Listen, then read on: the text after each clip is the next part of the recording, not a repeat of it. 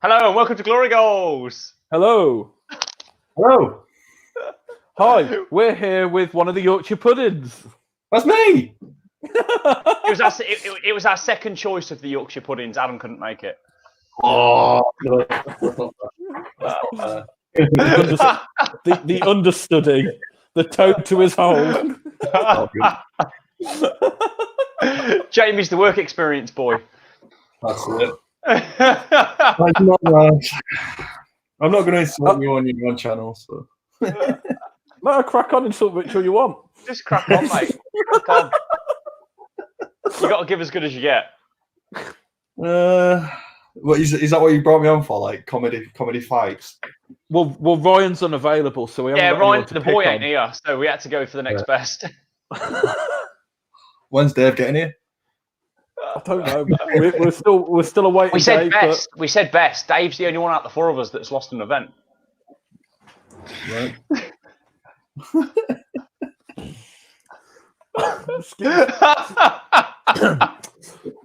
Yeah. Have you ever come last at an event, Jamie? I don't know. Me neither. Not me. We'll address this conversation in a moment when Dave's here. Anyway, how are you anyway, Jamie? What's life up north like? It's good. It's not bad. Just chilling. Keeping nothing. you and your family safe during the whole COVID-19? I guess. Yeah? Yeah. I just thought we'd be topical about current events. Doing his part, staying self-isolated. No, I'm actually working. He's I'm not working. working. I'm actually in the hospitals, doing meeting rooms and stuff. So. Oh, so you're one of the key workers that we start clapping for. Oh, We've just been. I've had. I wouldn't say putting like video conferencing systems in. It deserves a round of applause, but yeah. Well, we all just went. We were a few minutes late because we all took part in our own clapping for the key workers. we did. My road had fireworks. Actual fireworks. And where they're getting them from? Nah, it's Bedworth. That's just a police chase. Could have been a police chase, which is fair. Well, some officers tried to stop people who shouldn't be out, and it turned into like a gunfight. Yeah.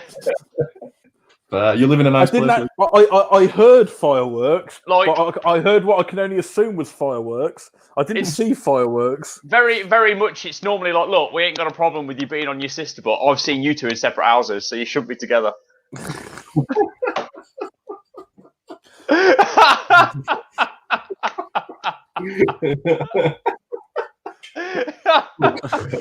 Oh.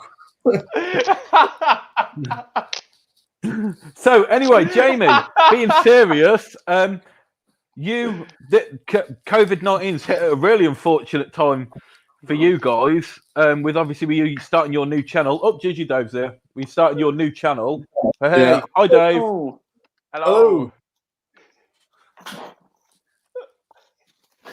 Inbred's on the loose again in Bedworth. Hi Adam, you could have been here. Adam's in the chat. Yeah, Anyway, sorry. So as we're saying, so you plug your channel actually, Jamie. Plug your channel. This is your channel. It's like Great British Bake Off, but they only do Yorkshire puddings. Come back in a minute. I've left the door open. Wow. Yeah, so from Stay Solid Gaming. Check us out on YouTube. We've got some videos. It's pretty good. Luke and Rich don't like us. Nah, it's more. Do we not? If you're stuck indoors and bored, you've got some videos to watch. That's it. And if once you've run out of all them, watch one of theirs. Normally, like the decision making would go Pornhub, GG, and then Stay Salty. So after you've watched them two, go Stay. Once you've completed Pornhub and completed I was going to say, GG, Luke's finished the first two, so he's on to yours now. yeah. He does only view. So. But yeah, how you finding it? Your first... It's proper stopped in his tracks at the moment because we had loads of guests lined up, and it's just wiped us out, to be honest, for now. But we'll come back stronger. We've got AOS coming up on it, some board game reviews, unboxings, and stuff. So. Did you say AOS? I did say AOS. Yeah. What are you shaking your head at for? Hang on, Dave's got the noisiest headphones. He has. Jack says, "Hey, Mr. Catwalker." On the catwalk. Hello. Oh, Jamie, you missed that. What's that? Did you know when Dave was at school, he'd done an option and he learned how to catwalk? I can't believe we're going to go for this again. I didn't. No, I don't believe He you. did! No, he told us. Dave, show me or it didn't happen. Yeah, It was. that's It fine. was bragging. Didn't happen.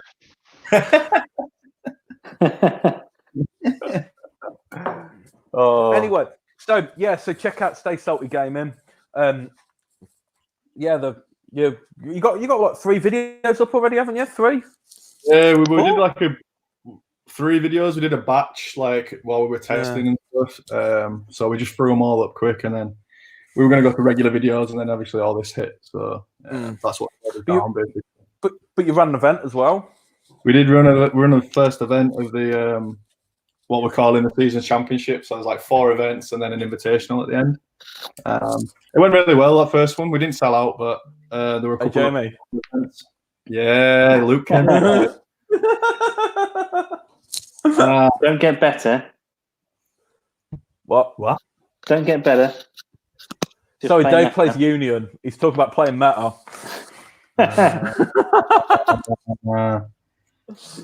Yeah, so how did you find running an event? Like this was your first event. How did you find the whole build up to it, the actual day and everything like that? It's pretty touch and go, and it's like pretty stressful. More, I'd say, financially, you get a bit worried because everything's last minute with it and stuff, and then on the day you're just worrying if everybody's having a good time. But yeah, it worked. Did you get drunk on cider? No, I did not. No, you're not doing it right then. You've got an expert. I've got an expert above me. He knows how to run a he knows how to tee out a tournament. I was going to say, not that you've had any practice there, Dave. No, it was only once I was drunk, and it weren't during the tournament, was it? Yeah.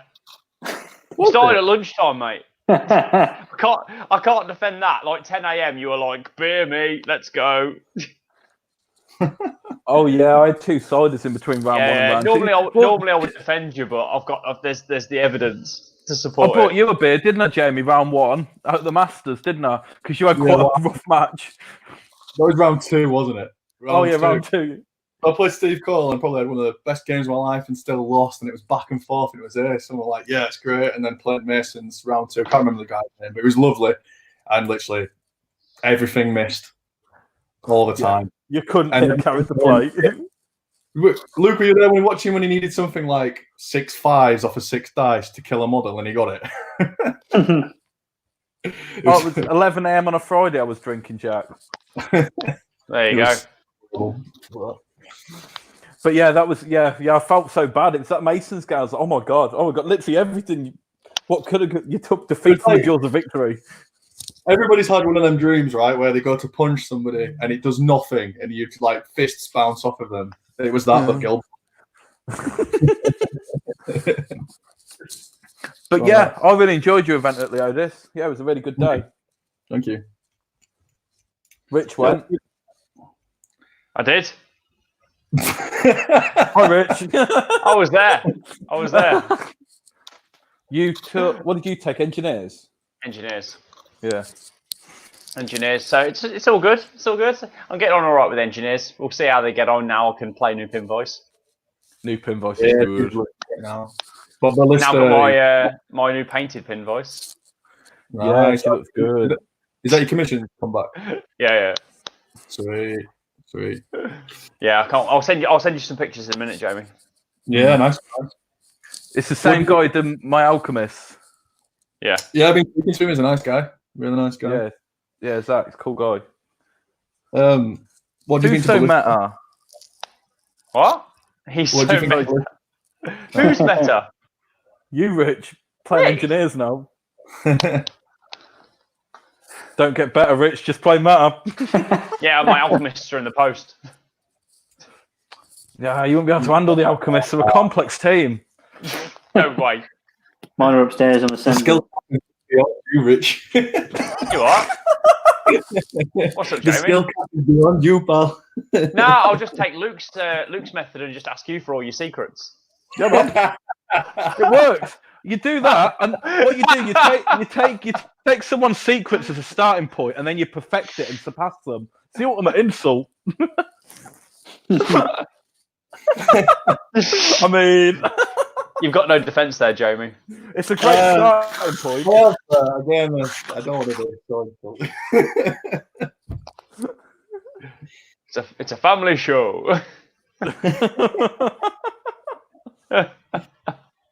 So what is it? People doing hobbying now? I was about to say, is it basically the person in the right-hand corner always has to hobby? Is that what we're saying? Because that's where Dippers was yesterday, and he was silent and doing his hobby.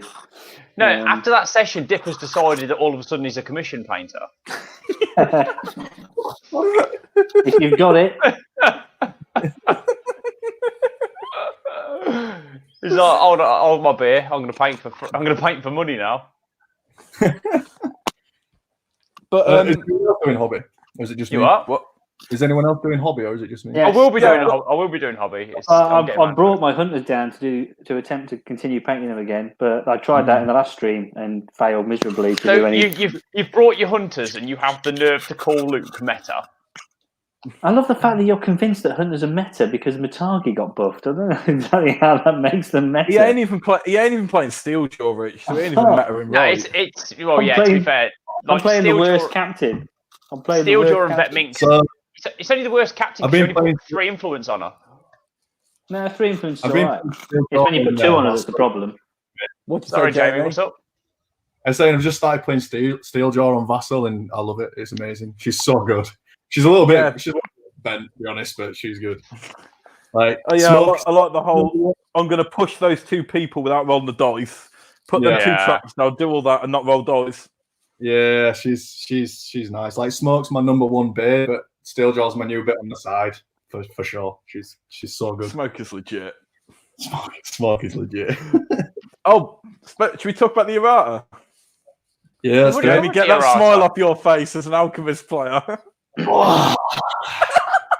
Rich, let's talk about the errata. We did a 3-hour episode on the errata. We don't need to come Yeah, but- back to it. Jamie didn't watch it. He wants to hear your hot takes. Yeah, give me a hot takes. Pass. Next topic. I was going to say that. Let's just move on. Moving So, David- swiftly on. So, Dave, you're doing your hunters. Yeah, Rich. I'm going to try to. Rich, what you got?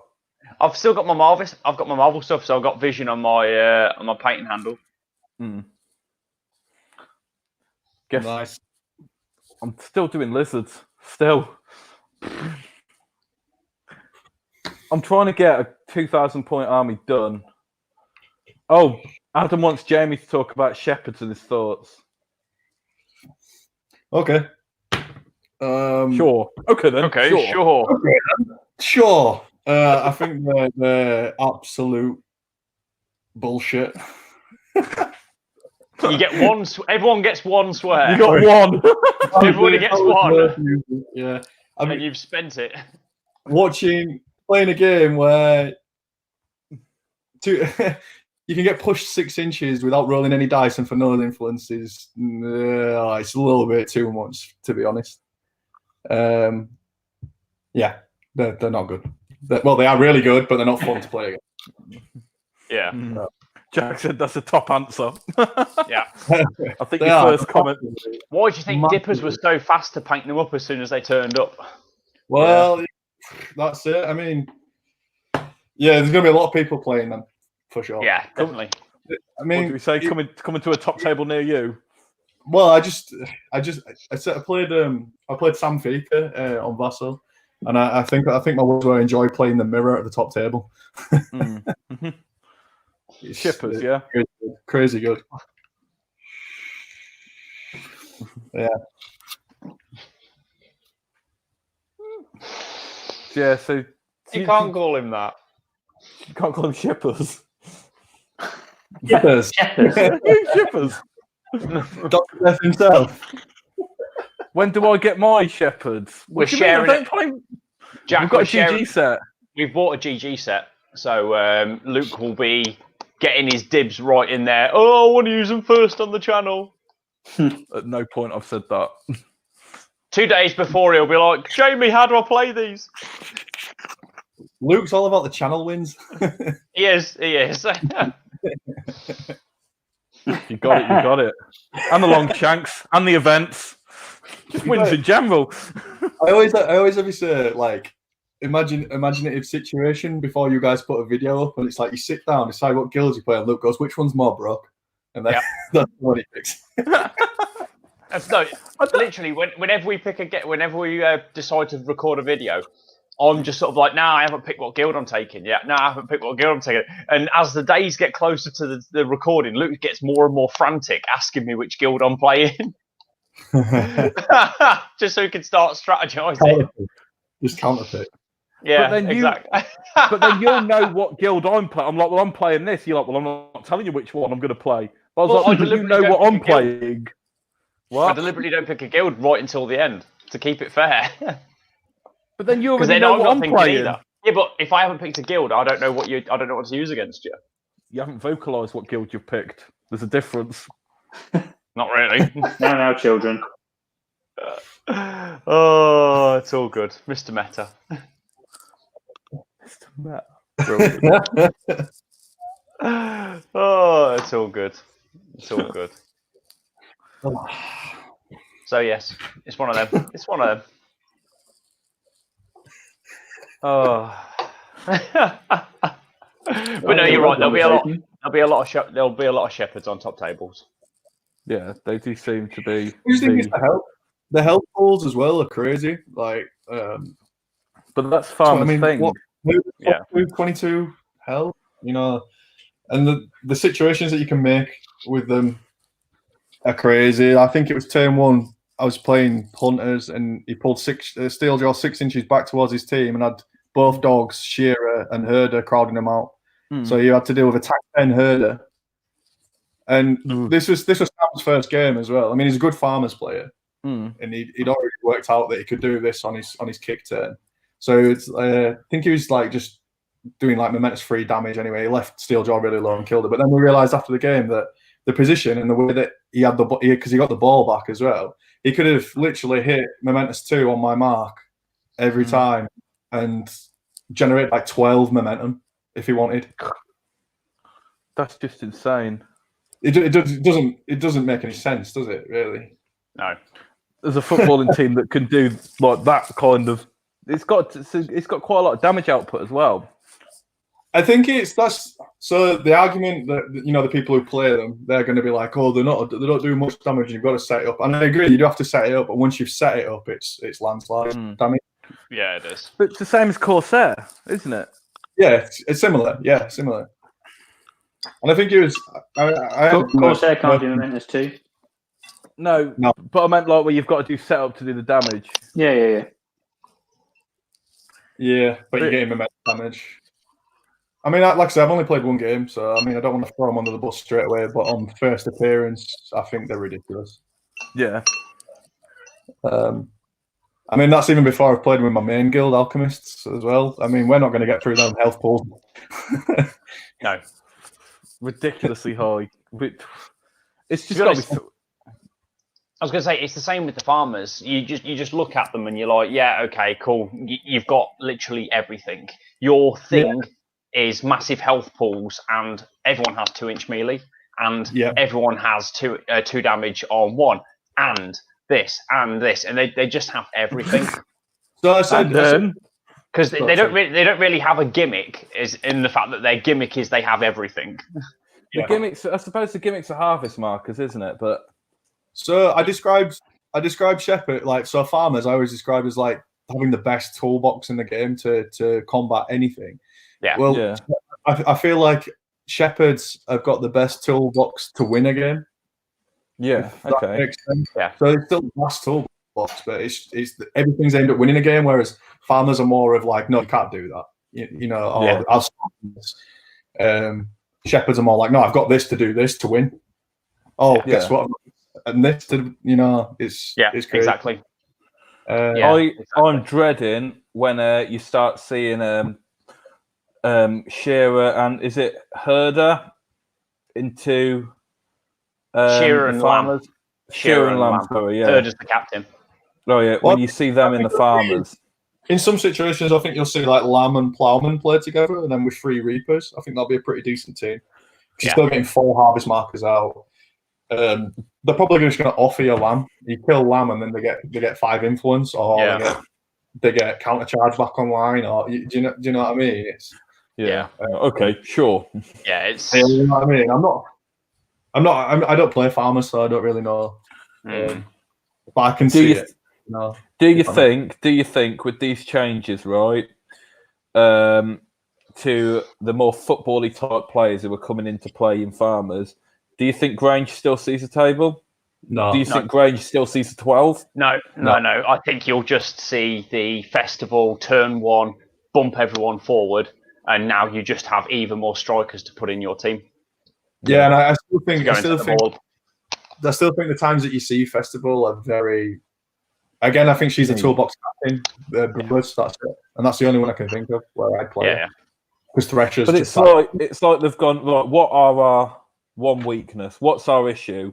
Okay, we've now made festival for that one weakness. Yeah. Do you know what I mean? It's like they do seem like a guild with an answer to everything. Yeah, they do. They do. Do they have a bad matchup? Maybe the Mirror. Yeah.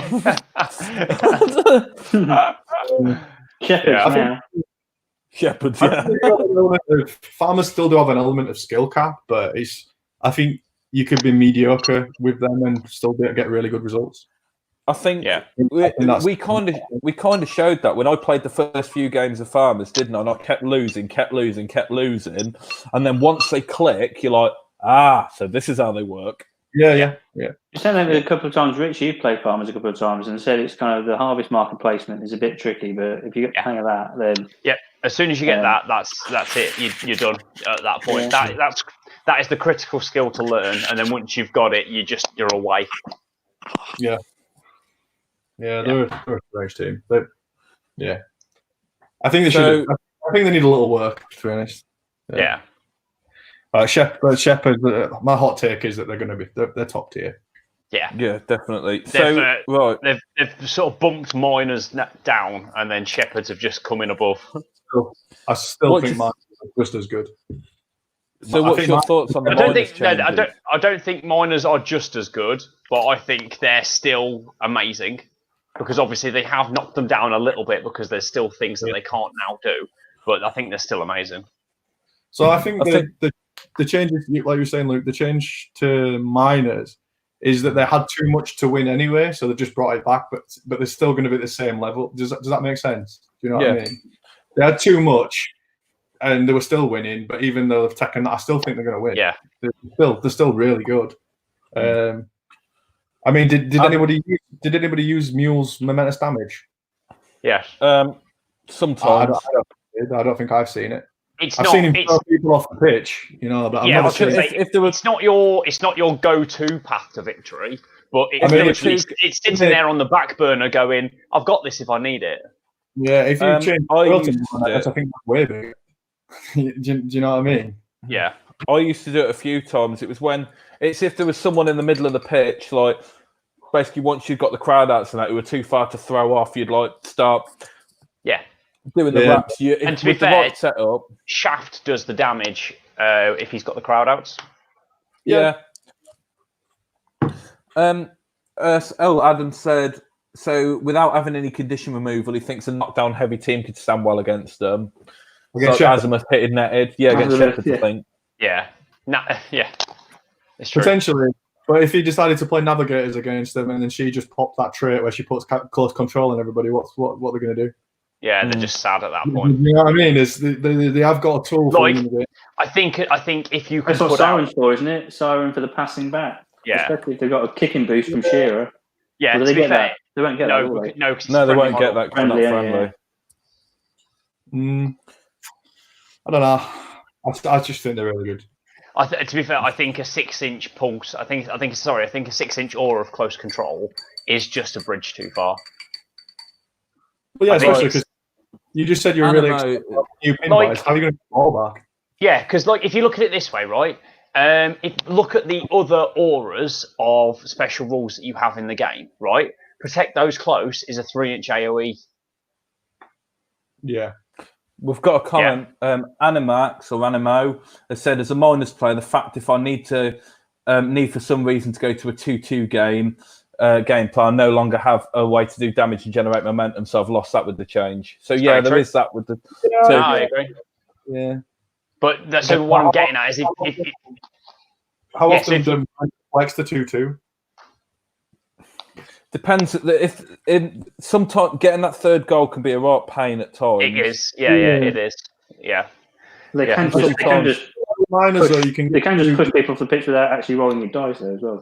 Yeah, you can do a 2-inch push. Yeah, you can score the 2 goals pretty easy and probably save all your tools of ball retrieval for the third one. I mean, if you've had to use them early, then I can understand trying to flex into a 2-2.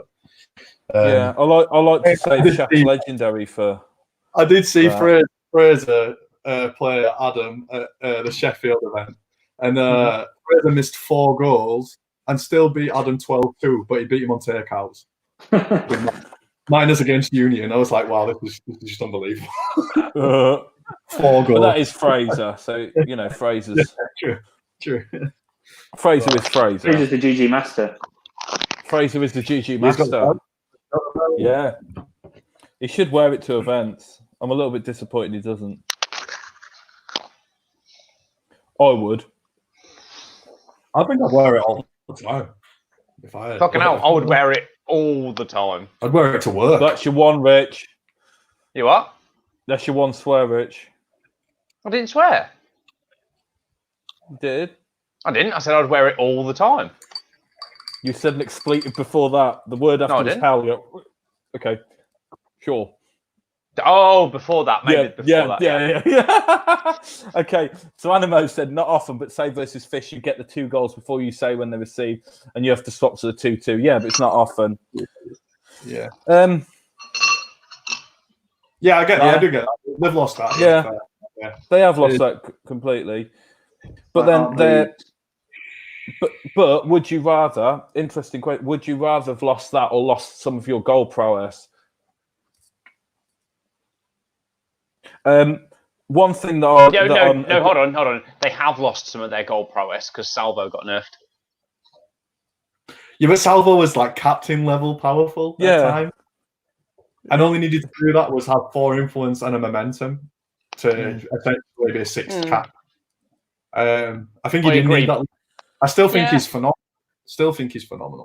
He's okay. He's incredible. Honestly, I don't think you'll see him as much now. Oh, I'd take him in every minors list. Maybe in minors, but not in engineers. And I think you'll see him a lot with Ballista because I think Ballista's buff is awesome. I don't think you'll see Ballista. Really? Nah, I think while I think Ballista's very good, I still think Pinvice and Rivet are the picks. Yeah. So, Jamie, you're a bit jaded like me. You're a bit of a fan of the gun line. That's why you've got that gun line sway. Yeah, because my playstyle, I've had a go with Ballista into new navigators, and it's a nice control. It's awesome because you can play compound with Salvo, Nomad. I played Colossus, compound, and Mainspring. Basically, sucked the whole team in. They didn't score. And then with the speed of Salvo and Nomad, they were so far up the pitch that I could go behind them and score. I love the reduction cost of minefield. Yeah, it's amazing. Yes, that's amazing. That is amazing. Yeah. I mean, engineering that kind of ballistic team, if they missed a character player, they were done for. Yeah. And now with 3 bonus time, it's like, what? Here, have a bonus time. Here, kids, get your bonus time on. Yeah, and you're getting your momentum back. It's a bonus time. No, it's a free bonus time for every character play. Yeah, every time.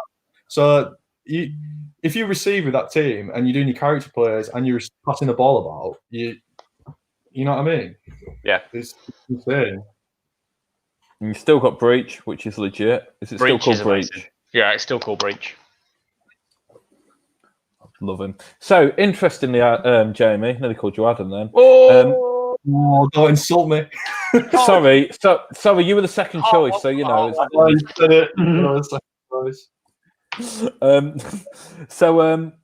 But you've already got an awful lot about Union, so you don't want Adam as well. So, what's your thoughts of the meta now of Guild Ball Now with this errata, normally you kind of see like a meta shift following errata.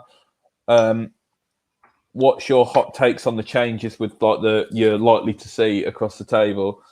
I think you'll see all the people who picked up Alchemist putting them back down. Hopefully.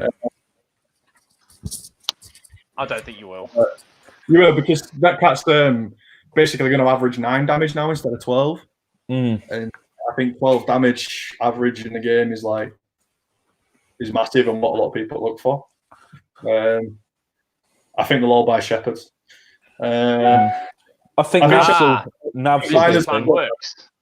I think Navigators are going to fly up to like upper mid, lower top tier, if you like. I'm with you. I agree.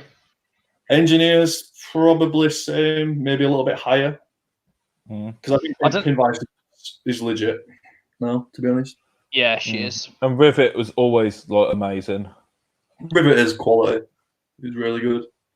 I don't think they did enough to blacksmiths, so I don't know where they're going to sit.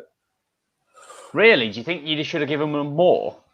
I think they should have given back to what they took and the previous. Because the thing is, like, there's too much stigma around Sledge, so they can't put Sledge back to where he was. Hence, why Cast's got it instead.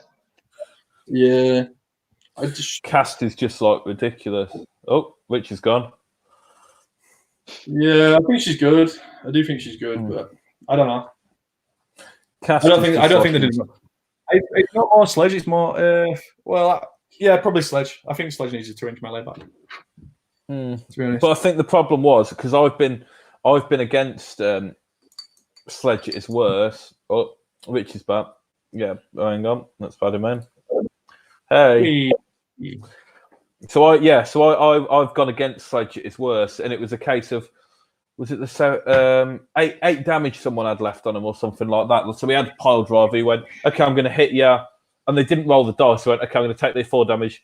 Pile driver, hit you again, take 4 damage. You're dead, kind of thing, without rolling the dice. I was like, oh, that's. But that I mean, Smoke does the same. What? 8 damage without rolling a dice. No. 8 damage without rolling the dice. When's that? She just pulses off her mates To put out conditions. Put conditions out, not really power damage. conditions. Right. Yeah, smoke no way. Okay, sure. Nah. Your hate for Alchemist is so strong, Rich. I'm not the only one. Sage blinds you to the truth, young one. That came from nowhere, that Smoke one.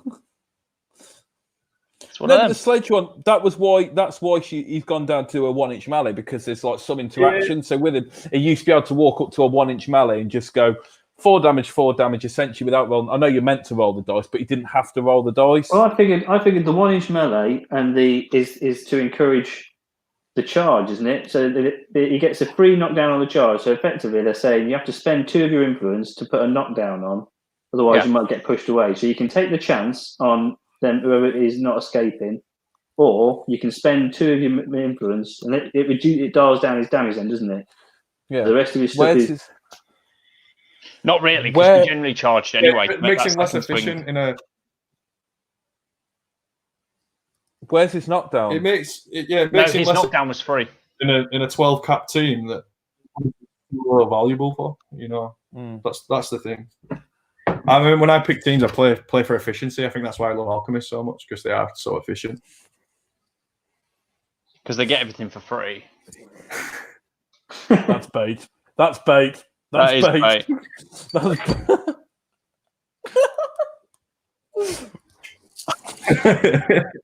Right. So Animo said about in relation to what was saying about the miners a while ago. Yeah, that's true. I'm glad Spade didn't get touched. That auto push is a tad good.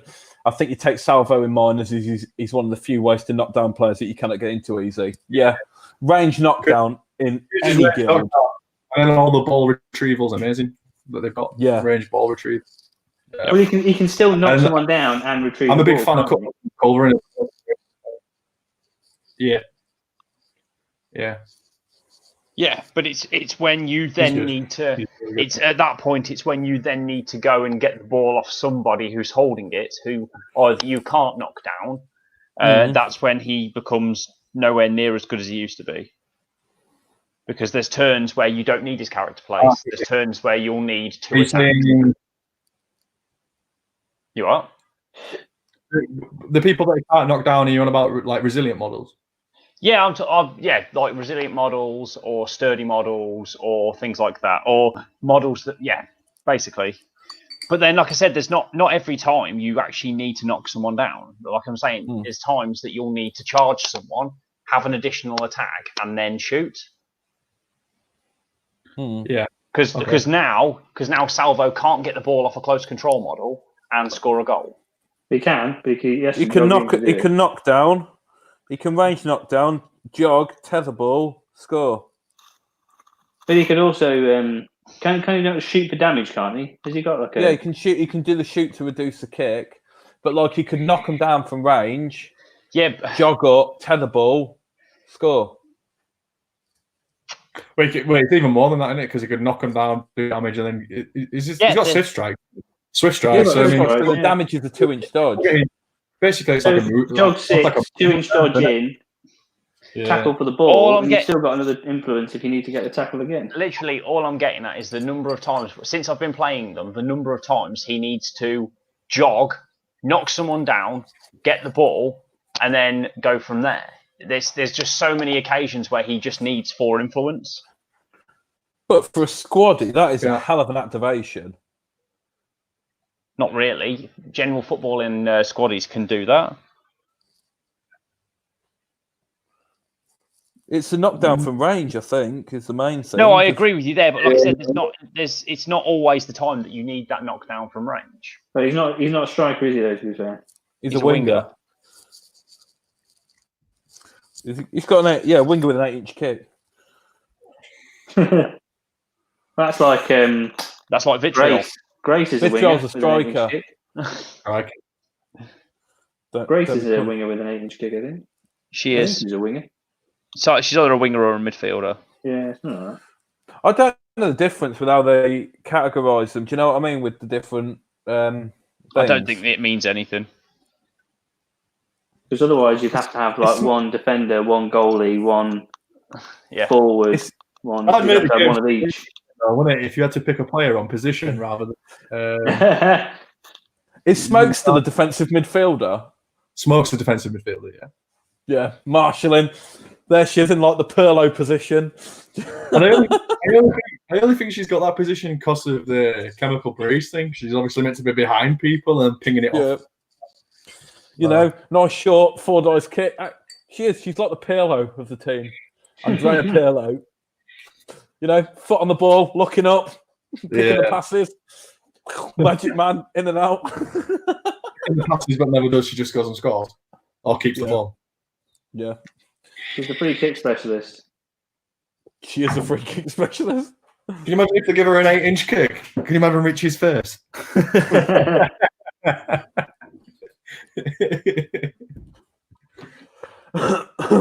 Interestingly, though, most people always assume that she's got a Def 5. I think she's Def 5. Do you find Def 5? Never. It's always been 4-1. Yeah, don't know why. Everyone always thinks she's a Def 5. I don't know why. I've had that for Soma as well. Someone said, Numa. They thought when he changed, he went up to Def 5. Yeah. What's your thoughts on Numa and Soma now, the changes? To be honest, it's a little bit... My opinion's void on it because I never really used Inferno anyway. You used him against Bryce? Yeah, I used it against Bryce. Inferno. The man that created it deserves to have it used against him, doesn't he? It didn't go well. Nah, that game did not go well. I played bad. That's the only reason I said it. I was swapping. Baited me into the story of the 12-0. No. Gather round, kids. Jamie's about to tell you a tale. So when you play Alchemist and you kick, you should be really aggressive turn 1. against butchers, and if you're not really aggressive, they just dip shank in and out, and you lose 12-0. There you go. Life lesson. This message was approved. Even if you receive, you've got to try and get that goal quick, or else Shank dips in and dips out because he's got last activation. I think receiving the situation would be completely different. I don't know. I think you can. You sort of can slow him down enough, and I think that's what the game when it kicked, and it was just stupid. Yeah, because we both played Bryce at the same tournament, and we both lost. Yeah, but I lost 12-0, and then you came out and asked me loads of questions, and I gave you loads of ideas, and you went in. I said to you, I looked and I went, "What captain?" That's how Luke plays, isn't it? You went Soma. And the reason being that I played Soma is because I'd got cocky because I'd beaten Dippers.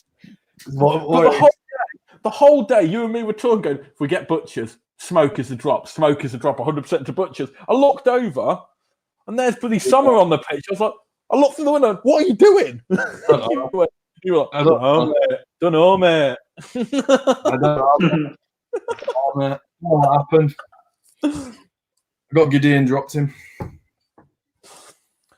And I've never dropped smoke again.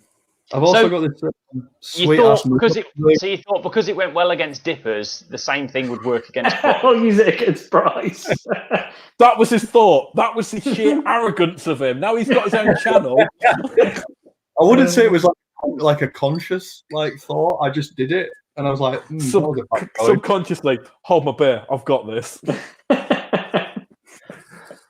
Bryce, do you want to just concede now? I played 2 games previously with Bryce, and he's playing Hunters. So I think my mindset was like, he's playing Killjoy, and he's like, vet ball. Right, okay. Should have received, should have played Smoke, and shouldn't have done any of this. I lost.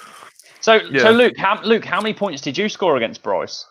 I got 6. It was 6, weren't it, Jamie? I think it was. Did you score and kill someone? No. I had 6 points. Then I had one of his who was it? Shank on like a couple of health, and I had the ball. But then Bryce got up to 10 points relatively quickly, and then I had my path to victory, but I mispositioned Mercury, so Ox could go in and drag him back in, and then just farm me for momentum. So it was purely. Not to say I would have won. I had my path to victory, and then I mispositioned the player. That doesn't mean, yes, I'd have 100% won in that, but I definitely had a path to victory. I mean, I also played Bryce that day, and I scored 8 points. But there were 2 quick goals, though, weren't it? No, it was the first one was a very quick goal, and then the second goal, ridiculous velocity goal, wasn't it? That ridiculous velocity goal where she travelled 20-something inches before she even kicked. Interestingly, though, was your first goal with Salva? You are? Interestingly, though, was your first goal with Salva? No. Oh, that's okay then. Spade. No, Matt. No, Matt. I was going to say no. Legendary. Yes. Yeah. Yeah. Was absolutely ridiculous. She surfed roast for more than 20 inches. Yeah. Love it. There's some sort of dirty joke in there somewhere. Fair enough. Surfing roast. Surfing roast. Cool story. Sure. No, Dave, in your endo.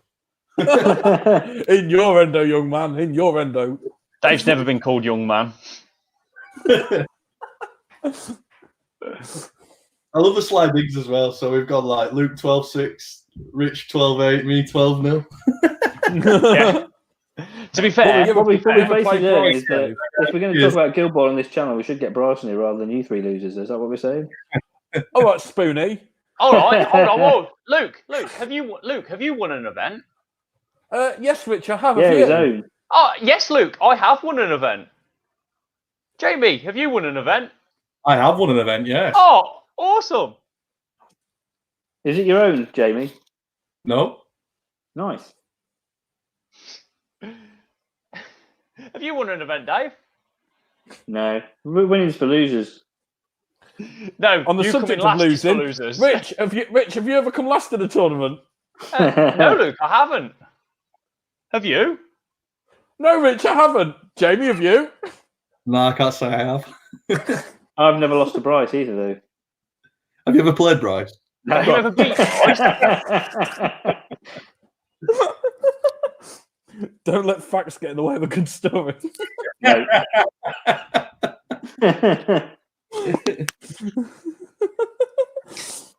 To be fair, yeah, saying I've never lost to Bryce is a pretty good brag. If no one then probes any further.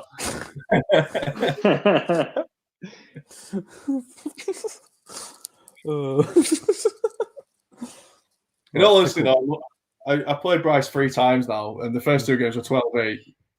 And then obviously this one was abysmal, but I really enjoy playing him. He's a gentleman, and he's really so good at the game. When you see how good he is and how he works, you know you're in for a game. He's the best player I've played against.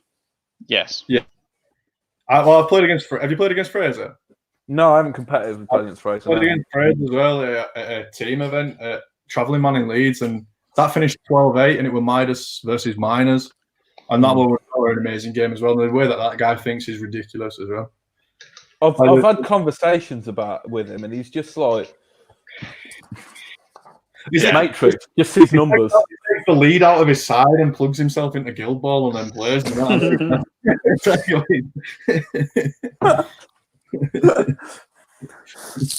they're definitely Bryce definitely like the best player I played against, I think. Yeah.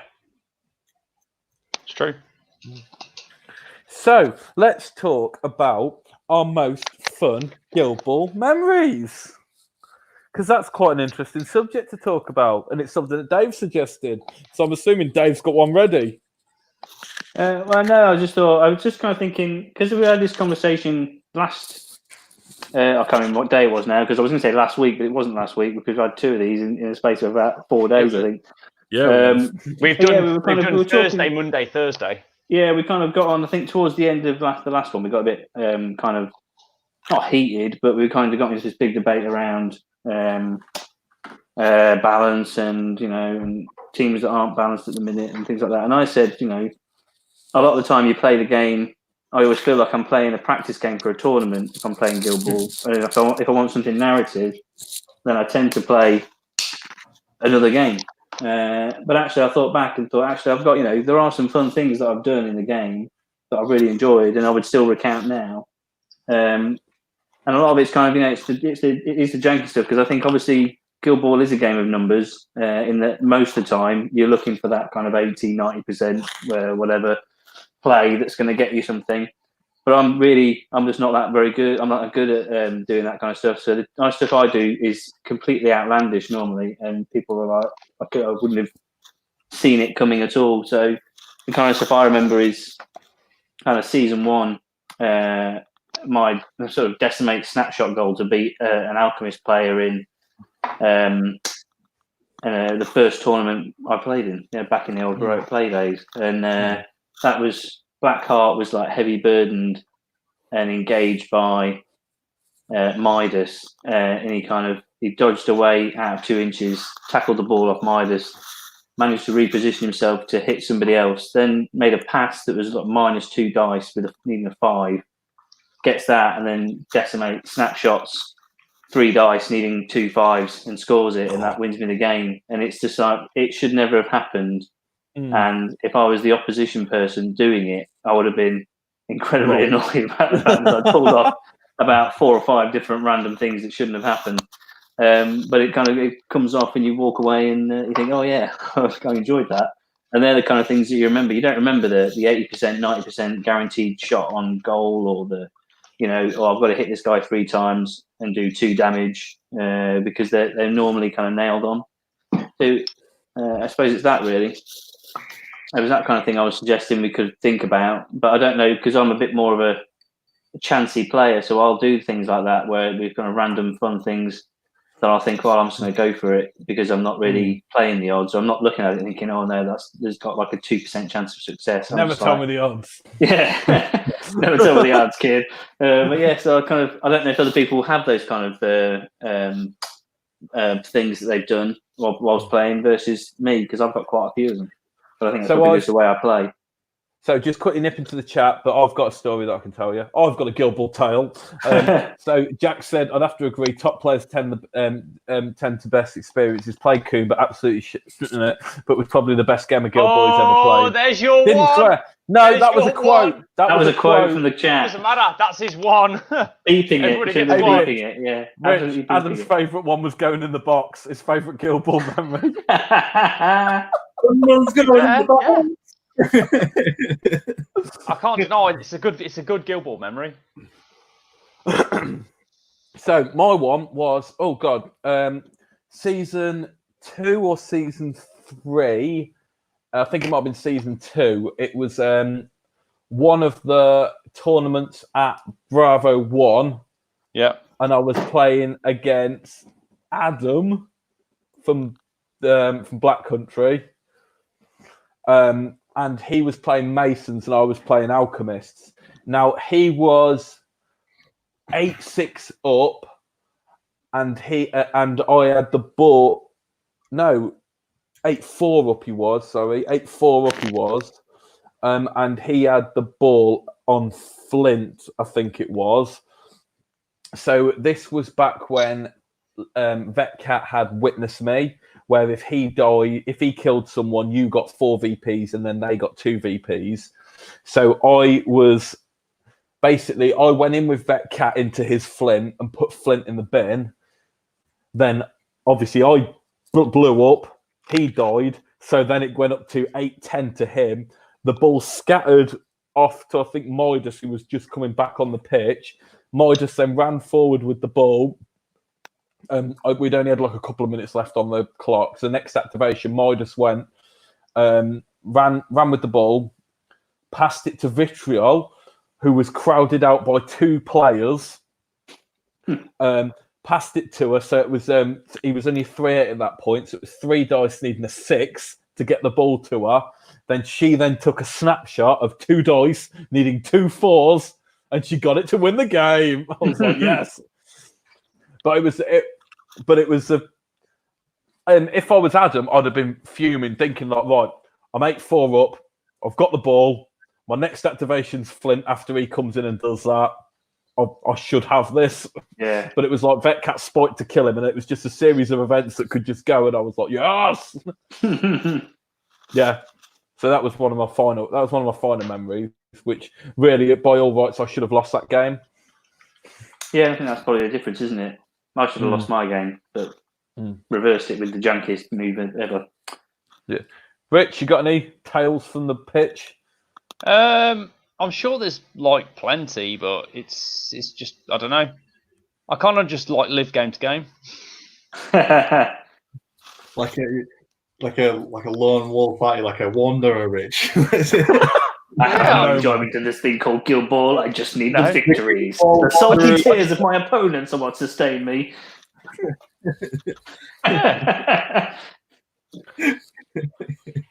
Oh, Momentous 2-on-2's here. Marcus is here. Oh, happy birthday, Marcus. Happy birthday, Marcus. Happy birthday, mate. Jamie, have you got any memories from your Guild Ball career? Or any fun things you remember? Like specific players, or just good games, or any good memories. Oh man, you must have some. That's why I play if it's like good games and people and stuff, because it's. I mean, there's loads of games. But normally, first time you met. Go on, sorry. The first time you met us was at Vengeance, weren't it? That was a good night. That Friday. It was a good night. And the Saturday, I remember even less of that. Where's the boy? He's busy. He's got homework to do. He's left all of his housework. See, he's got his pack from school now. Ryan has. So he's just doing he's got to do all his homework now. So he's not here. Although in reality, he's doing, isn't he, basically, I think. He's doing what? In reality, he's doing commission painting. He's Dungeons and Dragoning, I think. Dungeons and Dragons, you say? Dungeons and Dragons. The full package. Bet he's eating loads. He's not the full package. He is now. He's filling out. Rich, good things come in small packages. I keep telling you this. You're not listening. If you might have been able to have convinced your wife that, but I'm not so sure.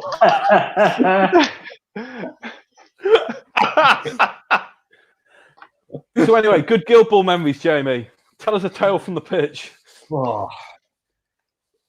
Come on, I haven't put you on the spot that much. We've literally gone round everyone. No, there's no real like, players that I've done that have like ever come off to ever tell you about, to be honest. But it happens against me a lot. But like actual memory, like the latest one I can remember now is a team event at Leodis in January, and it wasn't actually me playing. I was next to James, JC James Coleman, and we were playing Don West. And Dom had forgotten unpredictable movement on Nomad, and he walked in. And JC went, "You should know better. You make this game." And I was like, "Oh no, you can't do that." That's amazing. That's so funny. So every time I play him now, he does something. He forgets something. I'm like, you should know better. That's amazing. It's a horrible thing, but there's still a little bit inside of me that smiles every time someone who should know better triggers your unpredictable movement. It's really bad. Yeah, when Mop did it against me at Leoda's, he was like, he went, "Oh, I'm gonna charge him with hammer," and then as he was moving, he was gonna charge Smoke. He went, "Oh, sorry. Do you mind if I change it and Iron Fist myself before I go?" I was like, yeah, crack on. I was like, unpredictable. He went, but you couldn't. But that game finished with a Vetcat goal. It's when you're watching through the window, when you're all watching, like, what's he doing? Why is Smoke pushing hammer? I was like, because the Vetcat goal's on. It's fine, I got this. So Adam played that Mop at the Sheffield event, and he got beaten, and he wasn't happy about it. So he played him at our event, and I'm guessing he won because I think me and Rich were stood together, and you just heard this woo! Yeah. Yes. Adam came over to report his score, and I went, "I'm guessing." I went, "Did you win?" And he went, "Oh, are you kidding? Didn't you win me?" Very funny. But stuff like that—that's the stuff I remember. There's so many great funny memories and stuff like that. There's, the team event we were in, and I think you two had finished, and you were waiting for me to finish my game, and I was playing the Strongbox goal. Yeah, well, it wasn't the Strongbox goal, but it was like the Strongbox combo move to get the ball all the way up to Blackheart for score for the finish. But it was just like, yeah, I'm going to go with Strongbox. And you were like, what on earth is he doing? And he's like, I'm going to Strongbox. He's going to pass to Minx. Minx took a 4-inch dodge. Actually, next I remember that. Yeah, next activation, Blackheart. Blackheart came back, got the ball off Minx, and then went and scored. But that was quite fun. That was before Glory Goals. That was before Glory Goals. Yeah, we were in the team. Season 2, that was, I think. Yeah, I think so. It was a long time ago. God. Tagging on to that question, who's the funniest person you've played? There's a few. Go on, use yours. David Cameron. Every time I play him, we just have an absolute. He's such a gentleman, and the games that we play are always like pretty crazy and pretty wacky. And I mean, the last one we played was Obulus versus Smoke. You can tell how that went. It was right.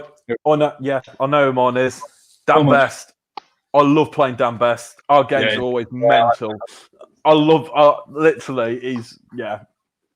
never had a bad game against him. I just love playing Dan. If anyone gets a chance to play Dan Best, play Dan Best.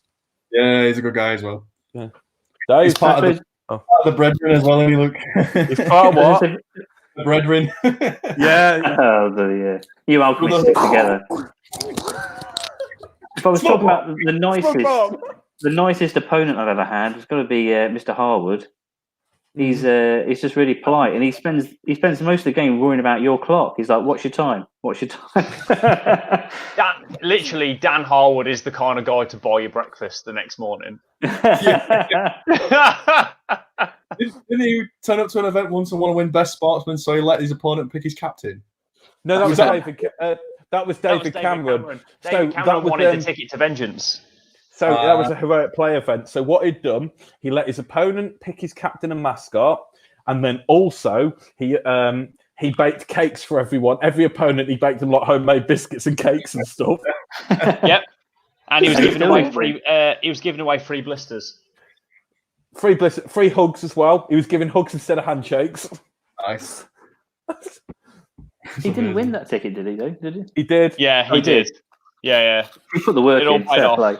Yeah. You put the work. To be fair, if you're going to do your part of your tournament prep is baking, then fair play. You deserve fair play. You deserve fair play. Yeah, you deserve.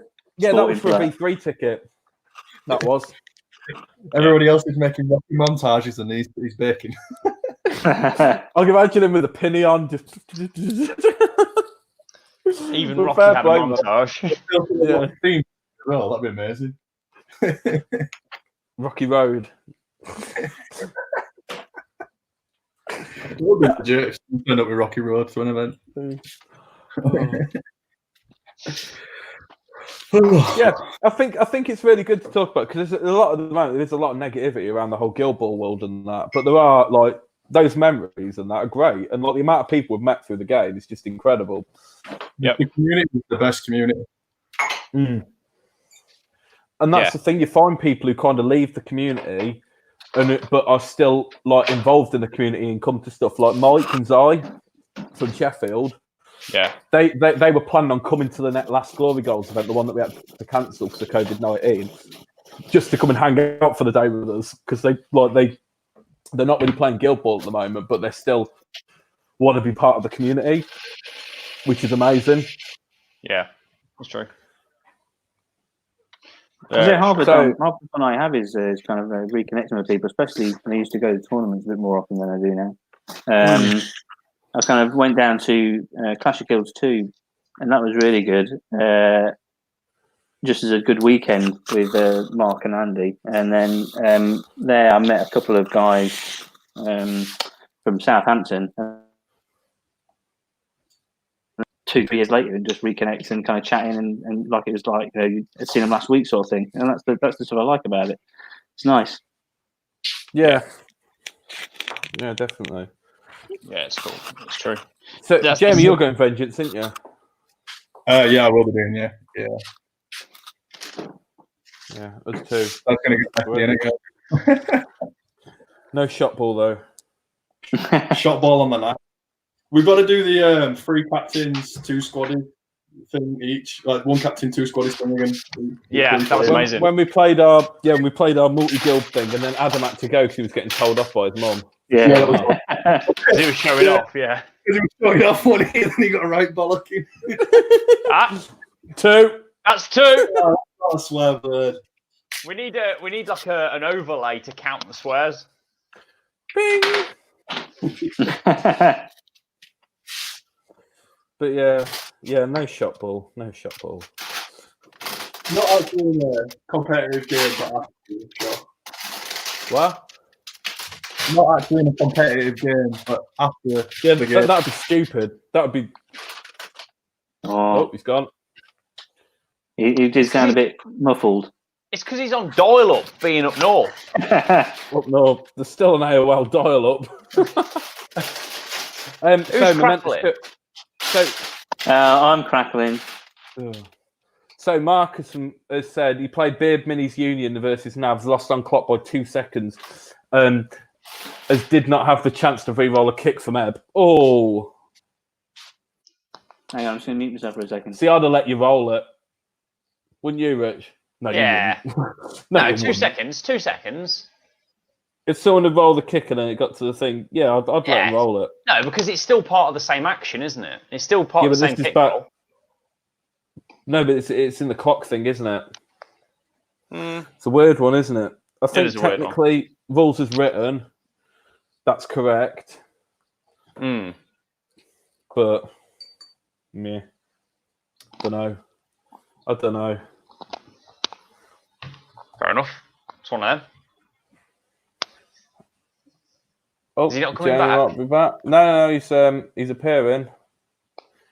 It did say when this loaded up that due to, at the moment, with everything going on in the world, internet traffic is a lot higher. Dave's gone. It's just us now, Rich. That's fine. That's how I like it. Yeah. Oh. Marcus has said no more shot ball. And up north, clock rules. It was a great game, though. Did not mind at all. Oh, hang on. Can I show comments? Yes. Look at that. Wow. Oh, my God. That's cool. I'm finding new toys all the time. Oh, Jamie's backstage again. I can end the stream. Discovered a new trick, have you, Luke? I have, yes. If anyone wants to put a comment in an interesting story, if anyone puts a story up or something of one of their Guild Ball memories, then I can put it up on the screen. That's really cool. Can I just have the comments cycling through? Did your missus have to make a phone call, Jamie? Huh? You're on dial-up. You said I got dial-up. Up north, you're on dial-up. What a poverty-stricken Yorkshire. Jamie's just got like the ring of death, hasn't he? Comment. The rainbow. The mate's 2 on 2s. He said comment. Look, Marcus, look at that. How cool's that? Wow. I like that. I mean, Nice. Good effort. This new software, I feel we're all on this journey together. Wow, at least we're not all catching it off you, Luke. I coughed into my elbow. Right into your microphone is what you're searching me there. No, it's into my elbow. Wow. Adams, we're still on MSN Messenger up here. Oh, hang on, we could put him up. I'm surprised he's still watching. It wasn't going to come up automatically, Marcus. I've got control over it. I don't really have much control in my life other than making things appear, and I can change the banner. That's about it. Change the banner, Luke. What do you want it to say? There we go. Sorted. I could do one. I could do one.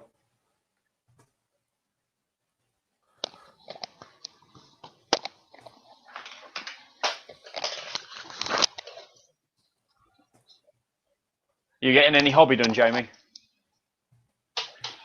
A little bit done. Just working on some bases for some bloated dwarves. Want to see? Bloody dwarf. Ah, nice.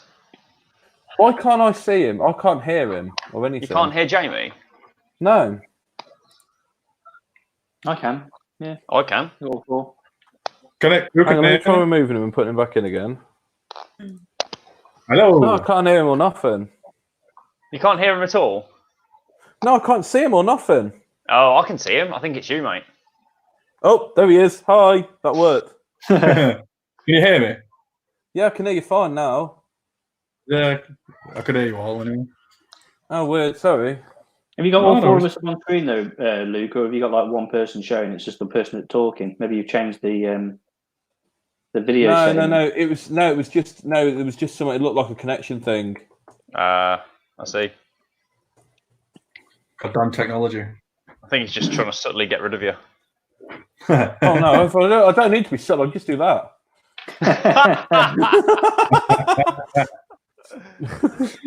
This is why you don't give me credit power. Yeah, he's going to go mad with power. Carry on talking. I'm just doing this. What you changed Yeah, your banner to? Well, before I got kicked out, what was I saying? I can't remember. I don't know. I wasn't listening. No, you never are. Yeah, I can't remember either. To be fair. So I'll get on to a subject that motivates me. So you say you're doing Age of Sigmar on your channel. Yeah. Well, I'm not What's your plan? specific. The third member of Stay Salty is Ellis. I don't know if you've met him. He's doing the AOS side of it. So, yeah. Has he got many armies? He's got all sorts. I don't really know, to be honest. He's got a lot of stuff. He's a ridiculously good player as well. Yeah. Well, you're really selling it, Jamie. We're doing some AOS stuff. I don't really know what's going on. I'm Guild Ball. Loosely. Yeah, I suppose loosely as well. I'm old Greg. No, Jack, we're not starting that. We're not starting that. Put the comment up.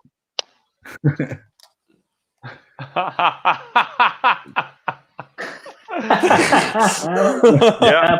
Put the next one up, Luke.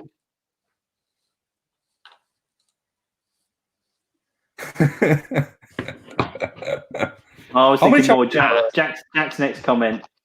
How many champions are there in the country? To be fair, Luke is like the Prince. Luke is the Prince Harry of the royal family. Am I? I'm the Prince Harry. What, Ginger? Yeah, the one that's not supposed to be there.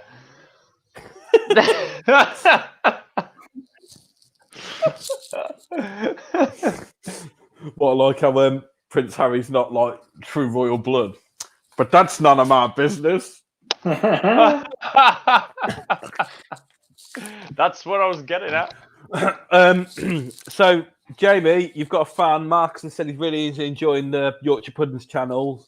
Really nice games, and he said he loves the map that you've had. Did he say Yorkshire Puddings? Pretty irrelevant at this point. He loves the map you got made for the channel. He said what? Sorry. He really likes the map that you got made for the channel. Oh yeah, it's good. Deep Cut Studios. Are you allowed to talk about how much that cost? Was that sponsored or is that the one you paid for? Dave, we're not talking business. We're not talking shop here. I shouldn't really talk about. I'm just curious how much a custom map costs. Is all. I shouldn't really talk about. No, don't worry about it, mate. That's fine, mate. It's all right. He's doing plugs on our channel. We're not getting sponsored. Jamie, what's your view on Patreon? Well, I don't think. What did you say earlier? Something about a paywall and you shouldn't let people through it. Or I don't think you should put content beyond a paywall. I don't really. I think you should create a paywall and not let people through it. No one can pay to see my content. No, but you know what I mean. It was a conversation that is useful to have with other content creators to see their thought, because we're not a fan of doing like a paywall or anything like that. We don't like the idea of doing a Patreon, but then at the same time, if we did do some kind of funding, what are you offering? The other thing is like, oh, here you go, give us some money. What do you get in return? You get to give us money. I think for like some guys it's okay, but for probably us lot, probably not, because there's that guy, is it Guerrilla Miniatures or something like that? I think he's a one-man band. He does it to support the family. It's his job. Fair enough. And then there's like next level painting, through painting tutorials. I think it works for them, but for us who just go on camera and play games, I agree. I don't think it's acceptable. For us to be asking, I think it should be as content.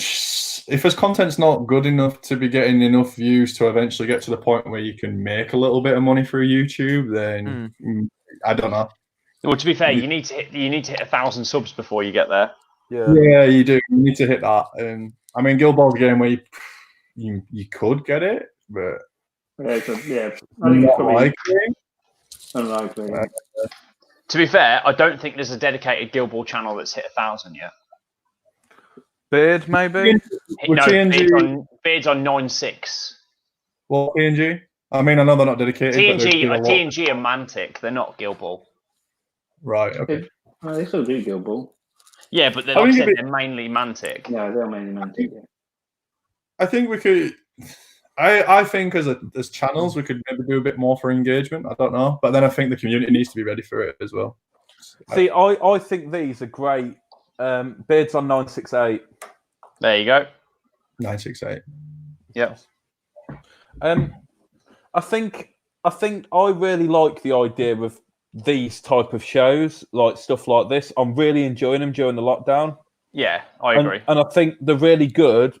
And I think if the community get behind them, I think doing them, like carrying on going them even after the lockdown, and like having different content creators, different people in the community on, and almost do this as essentially GG is hosting a community show, not the fact it's a GG show or anything like that, but it's about where, we've got no form here. Jamie, you've come on just to kind of talk about anything. See, it's not now, like I've just come out to hang out and talk See, to my friends. I was thinking about this earlier, right? We could turn this into kind of like a GG Guild Ball chat show. So literally, we have a list of say 5 questions to cover in an evening, and we could just have people dropping in and out of the chat and basically go, right, these are the 5 questions. What's your point on it? Yeah. So we could, like I said, we could just cycle through a load of people coming in and just say, right, so what's your opinion on these 5 topics, and then go from there. And then that's a lot of community engagement as well as its content. Yeah, because I think it's I really like it. I enjoy, like, these are the types of things that when I'm painting, I like to watch. So like we've always said, when we make content and stuff, like the way we film our games, everything like that is the type of content that we like to watch. That's why we don't do like the shortened version of games, because we don't like watching that type of game. Nope. So why would we create something we don't really enjoy watching? Yep. I think you've got to kind of have passion in the subject that you're doing. And it's a lot more work to do the shortened games of commentary. Luke is inherently a lazy editor, therefore the format that we adopt works for him. Yeah. It works. I think it's a solid strategy. Yeah. I think going back to like the subs thing and the community, it's in the best interest as well for the community to really like support channels and sub and stuff to try.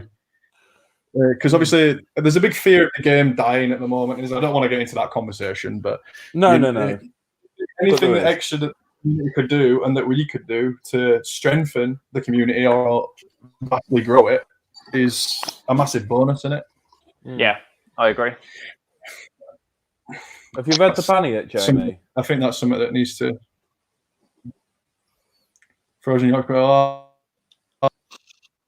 that's just wrong on every level. Sorry, Jamie. I interrupted you, but just thought it was quite funny. You make me sick. And that's why you're one of the Yorkshire puddings. How many Greg's pies did you freeze before the lockdown, Jamie? Were you one of those that were like panic buying Greg's, going into Iceland, getting all the frozen ones? I completely behind it, but it's from Bolton, not Yorkshire.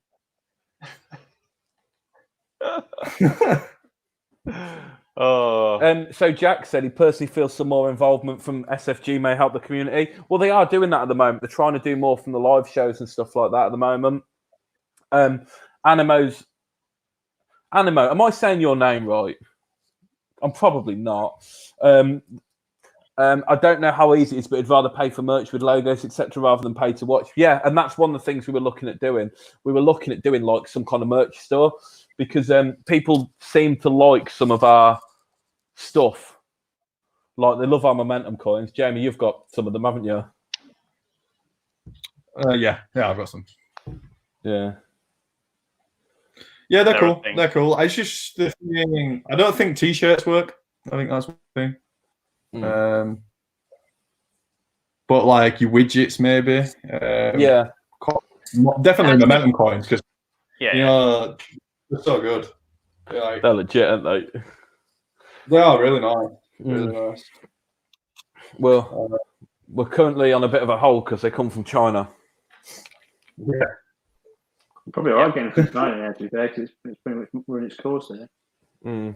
If you believe the media. I'll believe it when my Oh, that's not a mark.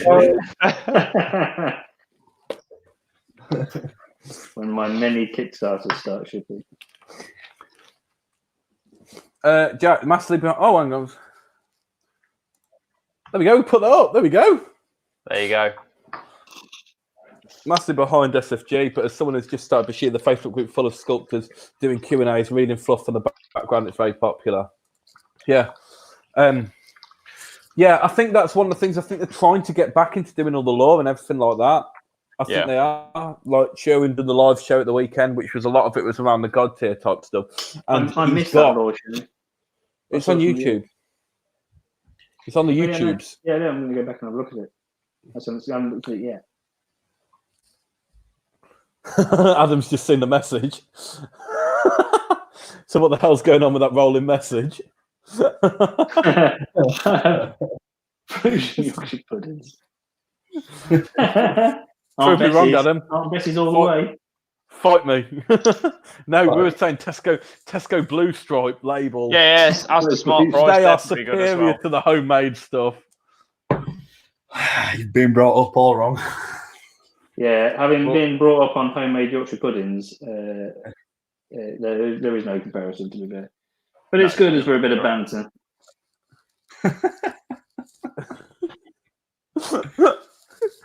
Oh, it's all right. It's only because we've got this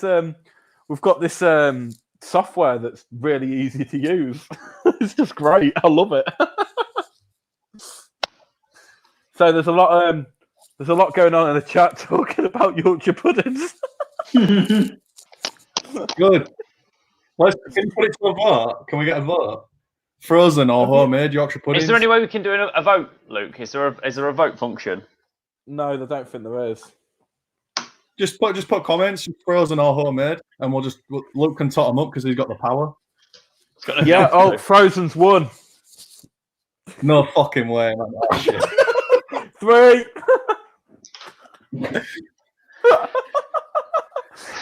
Is that Jack said Frozen. Jack said right, Frozen. everybody. I'm gonna plug a live show on Stay Salty tomorrow, and it's how to make Yorkshire puddings. You've done 3 videos on that already, haven't you? I've watched that. No, we've done 3. Everyone's videos. just saying Frozen. Yeah, but they're all gamers. They don't cook, do they? They're not really. It's mixed. Well, 1, 2, 3, 4. Well, I've had 4 votes for homemade and 1 for Frozen. So, Jamie, you got to do your Frozen. You got to do your Yorkshire pudding thing. I'd love it if we could get like a geographic demographic of where the votes are coming from as well. Just the north. Well, Adam said Frozen. Marcus has said Frozen. So, Jamie, have you got any regrets about being called Stay Salty? Do you think a rebrand is in order? I know you're only like 3 videos in and you've already got a mat and everything. No, I'm happy. I'm happy with the branding. Yeah. Do we regret our branding? No. No. Do you? No. I was just asking. I'm gonna say we've got to defend our brand. Glory Holes is a good brand. Glory Holes is a good thing. Well, funnily, you heard the story. What story is that? About how we got our name? No. Well, this was about the time when season 3 Thresher was rife. When he was, you had the Thresher 6, and he was banging everyone's back doors in left, right, and centre. Me and Rich, as a joke, said, "I know what we'll do. We'll make a YouTube channel called Glory Holes Guild Ball." Where it was basically showing off all like the current like broken stuff and just watching people get the back doors smashed in by it. Rich even made a logo up. It was like a picture of a hole in the toilet door with like Thresher's grinning face sticking through. Right, but still got that, Rich. I need to see it. He'll have it somewhere. But yeah, so then what we done, we then, because we were playing like God Tier and Guild Ball and Shadespire at the time, we decided to go with Glory Goals rather than Glory Holes. Yep. Because Glory's the currency in Shadespire and goals for Guild Ball, and and our logo's like a hex because of the God Tier and everything like that. Yep. So it's and it all worked. It all worked out. Well, it's kind of worked, yeah. It's fine. But yeah, it all started, and then you came on like pretty much once we started doing God Tier, like pretty much straight away. Yeah, I think you did like two or 3 videos, I think. Yeah, then you had another early access set. Yeah, we all had early access. If we got Dave involved, we could do the mirror. They do seem to play on meta. What do you mean we play on meta? Is that because Rich is playing engineers? Yeah, of course. Adam's picked up on the fact that we still haven't changed. We still haven't changed. Adam's picked up on the fact that we still haven't changed the description on our channel. So we still describe ourselves as a God tier channel, even though we don't. Well, we do still play God tier, but we also play a lot more Guild Ball. Oh, actually, yeah, we do need to change our description. We description. do need to update all our descriptions. Weren't that one on our AGM meeting like 2 years ago? Yeah, and I said then we probably need to change the descriptions and stuff. Put it on the list of actions to do. What do you think of? I haven't got a list of. I'm joking. I haven't got a pen. You're the only one who has access to all the channels, though. To be fair, I haven't got a pen. But the password. I daren't touch this. It's quite old. No, Luke changed the password on YouTube, and now he can't remember it.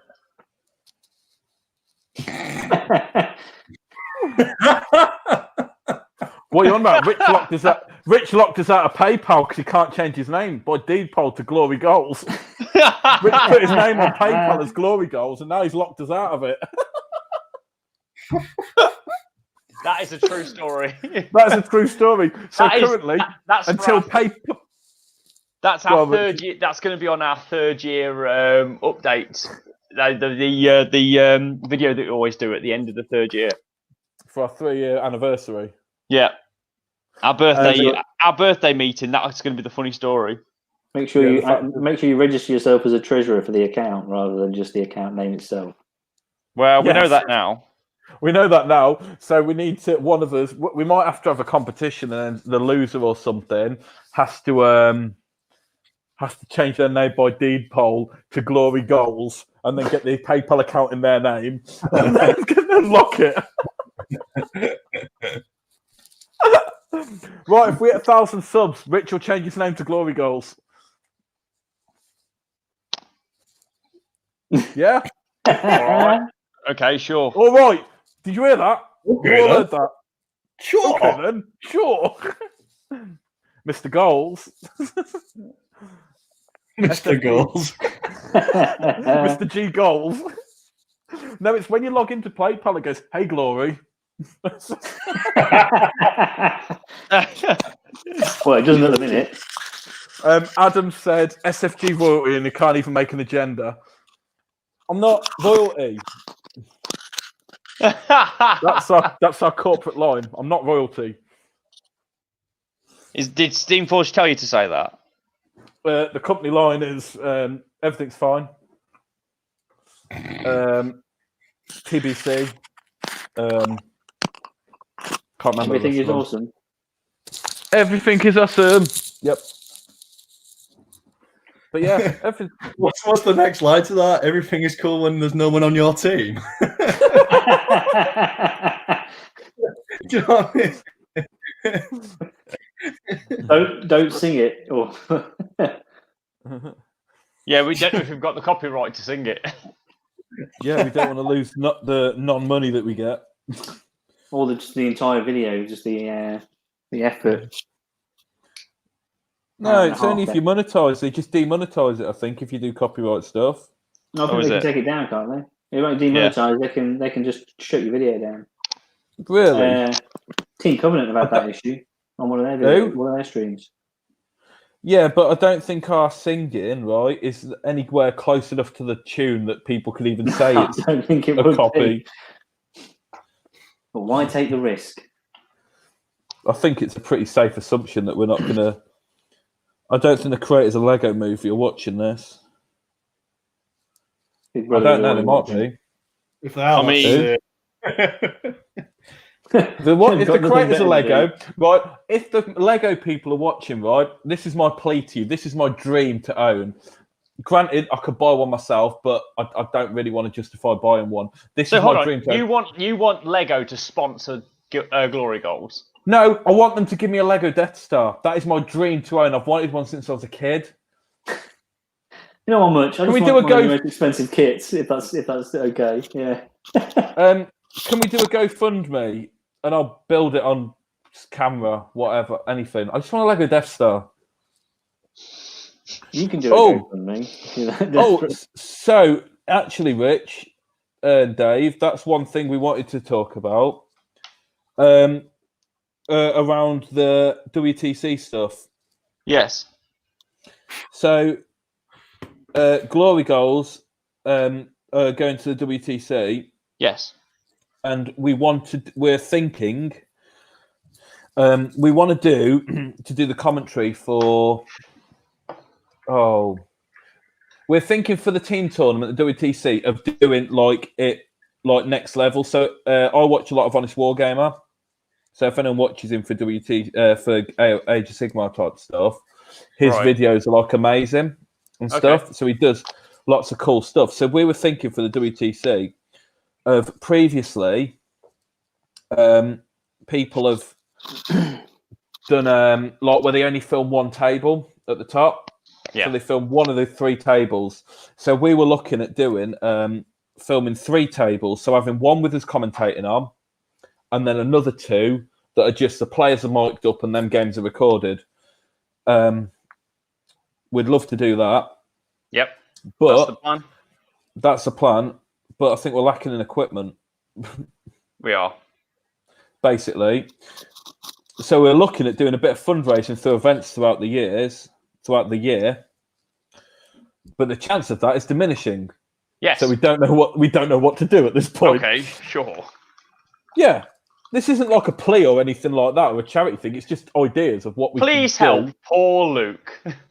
No, it's helped GG to do a WTC better content for the whole community. Well, I think that's the pitch, isn't it? Then so you say we can go and do it, and we'll do one table, or if you do a GoFundMe, and if we get enough, then we can effectively you're GoFunding a second table, aren't you?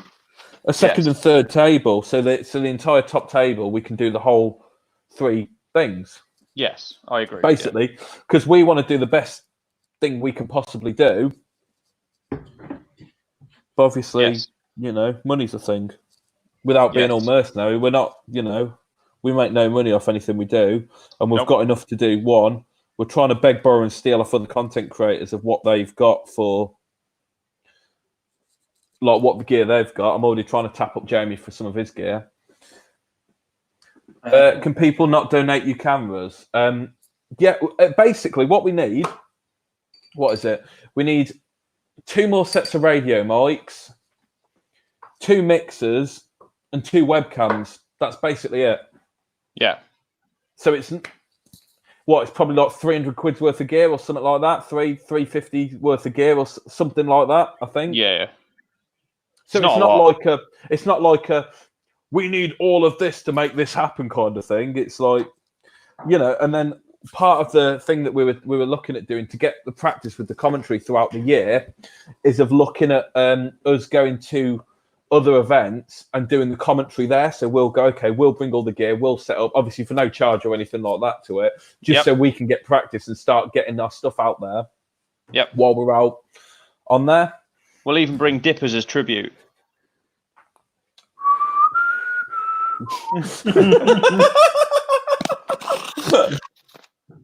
Surely Dipper could make you some money on a street corner. Not a lot. Surely he went out the other week. He came back with £55.50. We said, "Who gave you the 50p?" He said, "All of them."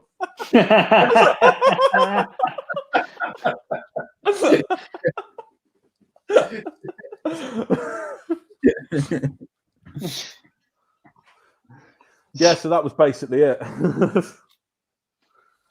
Apparently they can request that you take the video down. This is why I play at Dartsphere SB rather than Waterloo, as they play music in the back. Really? I did not know they can request you to take a video down if you got music on the background. But sure, Team Covenant had their stream taken down. They weren't asked to take it down. They had it taken down. Oh. I think they asked to have it was at Vengeance. I think they asked for the shot ball one to be taken down. Did they? I think Mike said something about it because we were drinking quite a lot on stream, and because they were commentating on it, it kind of went against the self-harm policy or something like that. Yeah, it was more in binge drinking, wasn't it, or something like that?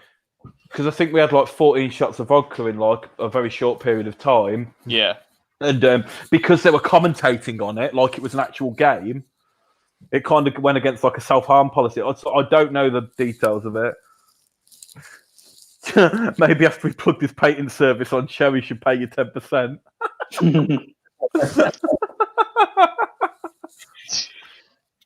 you want to give us some money, Jamie? No. Nah. You're all tight up north. He's keeping all of that sponsorship money for the mats to himself. What money? I don't know. We ain't got sponsors. Yeah. So how many sponsors you got, Jamie? The pocket my money God. you get off your mum doesn't count. What about the one I get off your mum? That's an honest exchange. Goods for service. Goods for service. No, we got three. We got three that we work with. Yeah. But yeah, that was our little pluggy thing for money. But yeah, that's basically the situation we're in. Is that we want to try and do a really, really good show at WTC and get loads and loads of stuff done. Yeah. But at the moment, with COVID-19, we're a little bit hampered in the ways we can fundraise at the moment. So we're looking at merch stuff. We were going to sell Ryan's silver spoon, but it's stuck in his mouth. No, like Dave's been working on like loads of like different shirt designs and stuff like that. Like, granted, I'm wearing the oldest one, the old style one. I've got the newer style one. Turn around to the back. The back bit's the best. It's got a catchphrase on. I like, subscribe, and obey. I can't show some of the stuff I've been working on because I'm on the computer. Can you not share screen? If you go at the bottom, have you got share screen? Yes. There you go. Share your screen. I don't know if you get. This is the first time that we're trying to share screen, so I don't know what's going to happen. This is going to be exciting. Make sure you got all your dodgy windows shut, Dave. I've got to find what I was looking for now. Not the first time you said that. He's normally got it saved. Show us your desktop, Dave. It's not my computer. There'll be nothing illicit on this. It's Lawsan. It's all of his folders full of dwarves. Oh, where is it? I'm slightly worried that I can't find it because it took me a while to do it. That's what she said. Oh, wow, I can show that comment. Hey.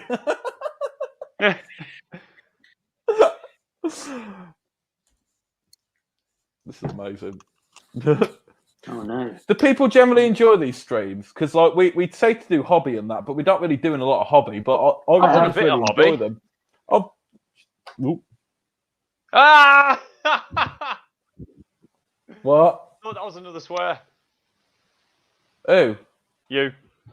I didn't say anything. Went up. I dropped me derpy looking astrolift bearer. Look at the size of that flag. Too big for a flag. He's overcompensating. Hey, that 12-inch of feel no pain and +1 to casting is a good thing. Animo, am I saying your name right? Animo? Yeah, Animo. That sounds right. It's really bad because when we have people from other countries and that commenting, and their names aren't like Jack, Dave, Steve, I can't pronounce them. Yes, so it's right. You're just openly admitting that you're ignorant. No, I'm an idiot. Like, I just can't read stuff. You, if you ever watch any of our God tier things where we've got to read the campaign mission before it, oh my God, it's such a laborious task of listening to me trying to read something. I'm like, it's like all my work. You'd think I weren't used to like speaking in public and stuff. Oh, GG Dave's screen. Okay, right. So I can just put this up here. Oh, look at that. Oh, Nice. Well, I've got to add this comment up. I can't actually see anything now.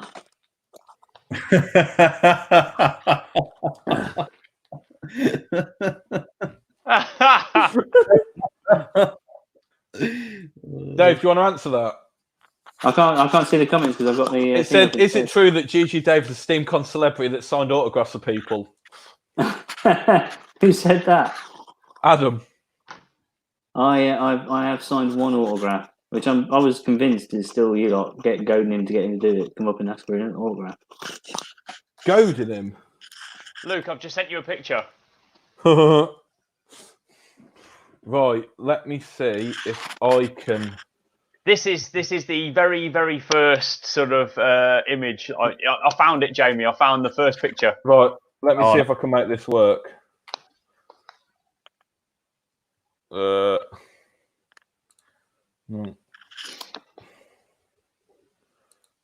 come on, open up.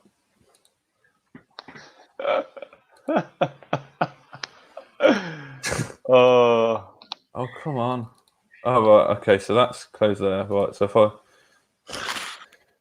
if I share my screen, share screen, yeah, my entire screen. Hang on, is that on? No. No. Your entire screen. I could put Chrome tab on, right? That one. There we go.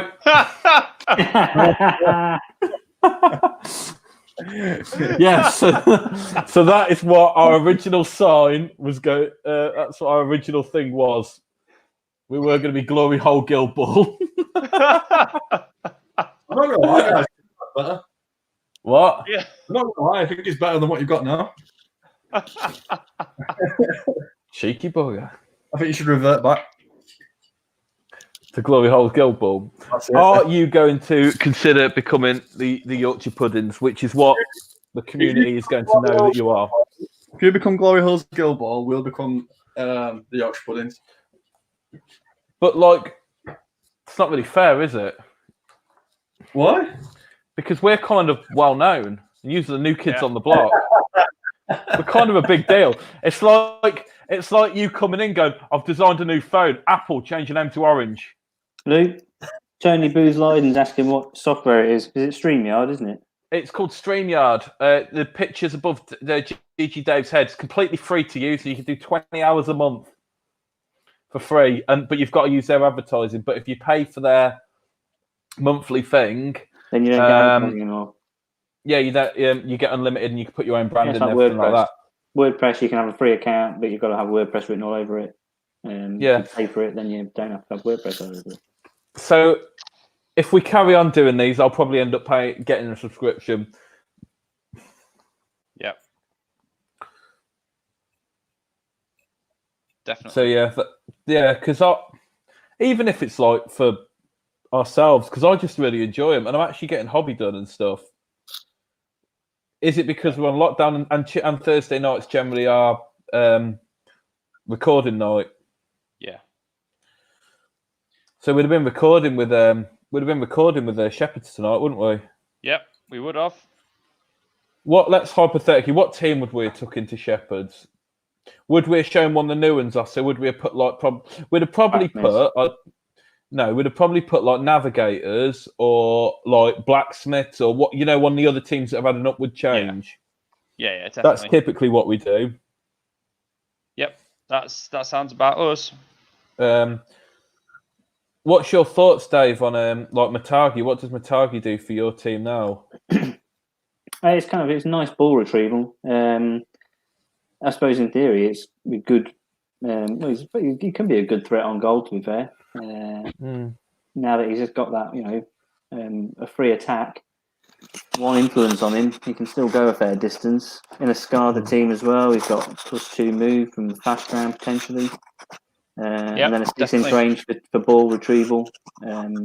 Is he a 2.6 kick or is he 3? I think he might be a 3.6. 2.8. He's a 2.8. I knew he had 2. I thought it was 2, which is the only downside. But as a ball retrieval, he just extracts the ball and gets it back into the group. It'd certainly be something to I consider. think him just going last in a turn, plinking someone from range, you go, here, have 1 damage and bleed. Putting out 4 damage for free ain't not to be sniffed at. Do you think he's playing Hunter? But are you taking a model just to do that? No, but that's what I'm saying. It's something you don't put anything on him. Say he's a battery then. Yeah, he's a battery that just with the potential to take the ball at range if you need it. Yeah, I can see that. You can also synergize it with Igret, bleed and poison at the end of a turn. 5 damage. Pretty alchemist. See, that's the alchemist in you. That's the alchemist in you, Jamie. Yeah. We always find a way. So that's why I'm started playing Steeljaw. It's so similar to Smoke. I get traps. It's more control. And, what we need now is someone in Hunters that gives out burning. Is that what you're saying? So that you can get all the conditions out. You've got snare. You've got enough conditions. We've only got bleed and poison. Snare, bleed and poison is pretty legit. Yeah, snare. You've actually got more conditions available than alchemists. Union. Union have got more conditions available. Union can do all of them. Exactly, and guess that's none of my business. Well, I think Harry's still got Molotov, hasn't he? Harry's still got Molotov. Yeah. They can put out all of them. What except disease. They can't do disease. What do you all think to the greed change? That greed change? I think it's the correct change. 100%. Yeah. It is. I think anything more, you'd have made him terrible. I think reducing his tack, so he's tack 4, but a native tack 5 because he's always going to be within his own aura. He's good. And I think making his thing a aura rather than a pulse is the correct call 100%. Yep. And increasing the cost by 1. It then becomes a trade-off, doesn't it? Because he can't then put it all on everybody and then run off and do a charge, which is what he could do before with his 12 guys. No. The problem was in putting it out, and then people like Minx could activate and then go twice. Yeah. Do you know what I mean? Do you think it becoming an aura rather than a pulse promotes him to be more standoffish? No, because he's still going to be sending his mates in. Yeah, it's still to send somebody in, isn't it? But then, I get what you're saying. Is it encouraging I'm going to stand back in with my guild, and then, Minx, go up there, pling them from range, back to the shadows, you come, and then just keep standing back. Rinse, repeat. Yeah. Rinse, repeat until you come in, and then, welcome to my team of punchy, facey people. Yeah, exactly.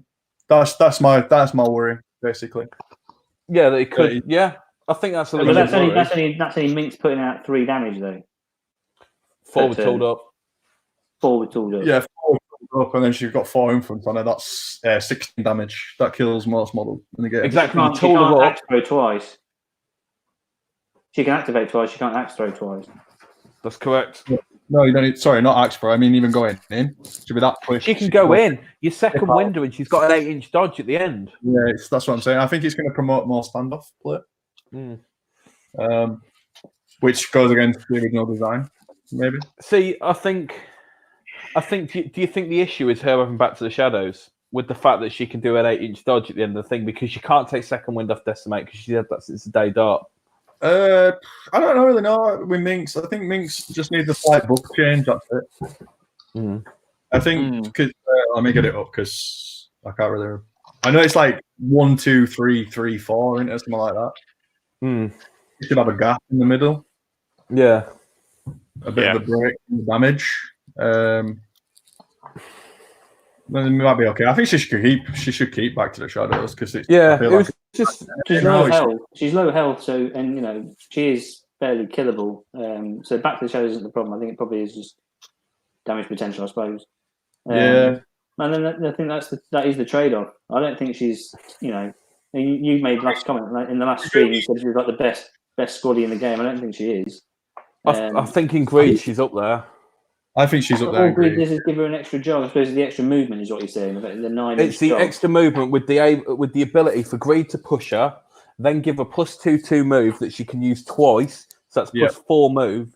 Then you can quick foot her as well. +4 move, but she's still got to stay out of range of the threat on the opposition team. So she couldn't jog. she could jog into range, but she can't stay in range of certain people, can she? I suppose that it's the threat extension, and believe the push is a 2-inch push. She's only ever going to get a jog 9 inches or charge 11, which she can mark target. I think you see a situation now where you send Minx in, she dodges back, and you just wait till last activation again to go with her. Yeah. You make your opponent go first. Yeah. So she goes in at range. She goes in at 1 inch away. Maybe gets a dodge for 2 inches. Then she'll back to shadows and second wind. She's 10 inches away from Vet Cat. Yeah, but Vet Cat would not kill her on a Vet Cat charge. won't kill her. He'll charge an attack. She then activates again, hits him, bounce off, back to the shadows, back away. Vet Cat with Inferno on him. Vet Cat will not kill us at full health if he's charging. Vet Cat wouldn't have Inferno on in first activation, would he? But she wouldn't go in first activation. Oh, she'd go in last, and then you'd give your opponent first. If she goes in last, then she hasn't got the extra go, has she? Plus, she'll go in and put all the damage on with 4 influence. It's one of those things. It's one of the things about greed is people say they'll send somebody in and jump back and then send them in again or whatever. But actually, the reality is they've only got so much influence on them, and they can't get any more. I just think. It's basically normally I think just an extra jog. So it's either send somebody in and then the second activation is them running out of trouble, getting away from danger, and you just lock them down at that point and make it hard for them to run away. So if they send somebody in, you beat the tar out of them, don't you? Yeah. I think the extra activation is probably one of the most powerful things in the game because It would be if you could give them more influence. If you had someone on the team like Vet Chisel, then yeah. Otherwise, Rage is all right. So many different ways that you don't even need to. You don't even need to use any influence in it, or you could use some and then save some for later. It's more like the threat. Having multiple threats is the thing that makes it so powerful. So there shouldn't be a team that would have 3 threats turn 1 if they've kicked. Do you know what I mean? That's the thing. But I do think that changing it to a pulse now is going to promote more standoff with that team, and I think they'll be the best standoff team in the game because of it. And I think the extra activation is just incredible. The flexibility you get with an extra activation. It's so good. Yep. It is so good. I continue to remain unscared by Vet Greed. I've got Pint pot 11. Hey? Pint pot 11. Pint pot 11. All lucky. Lucky, most consistent damage dealer in the Brewers. Pint pot will have everyone nowadays. Pint pot's good. No. I think Union are top tier, and I think Greed's top tier. Union are top tier. Fangtooth is still strong with his charge, with his chain. Yeah, Fangtooth is still. What over Corker?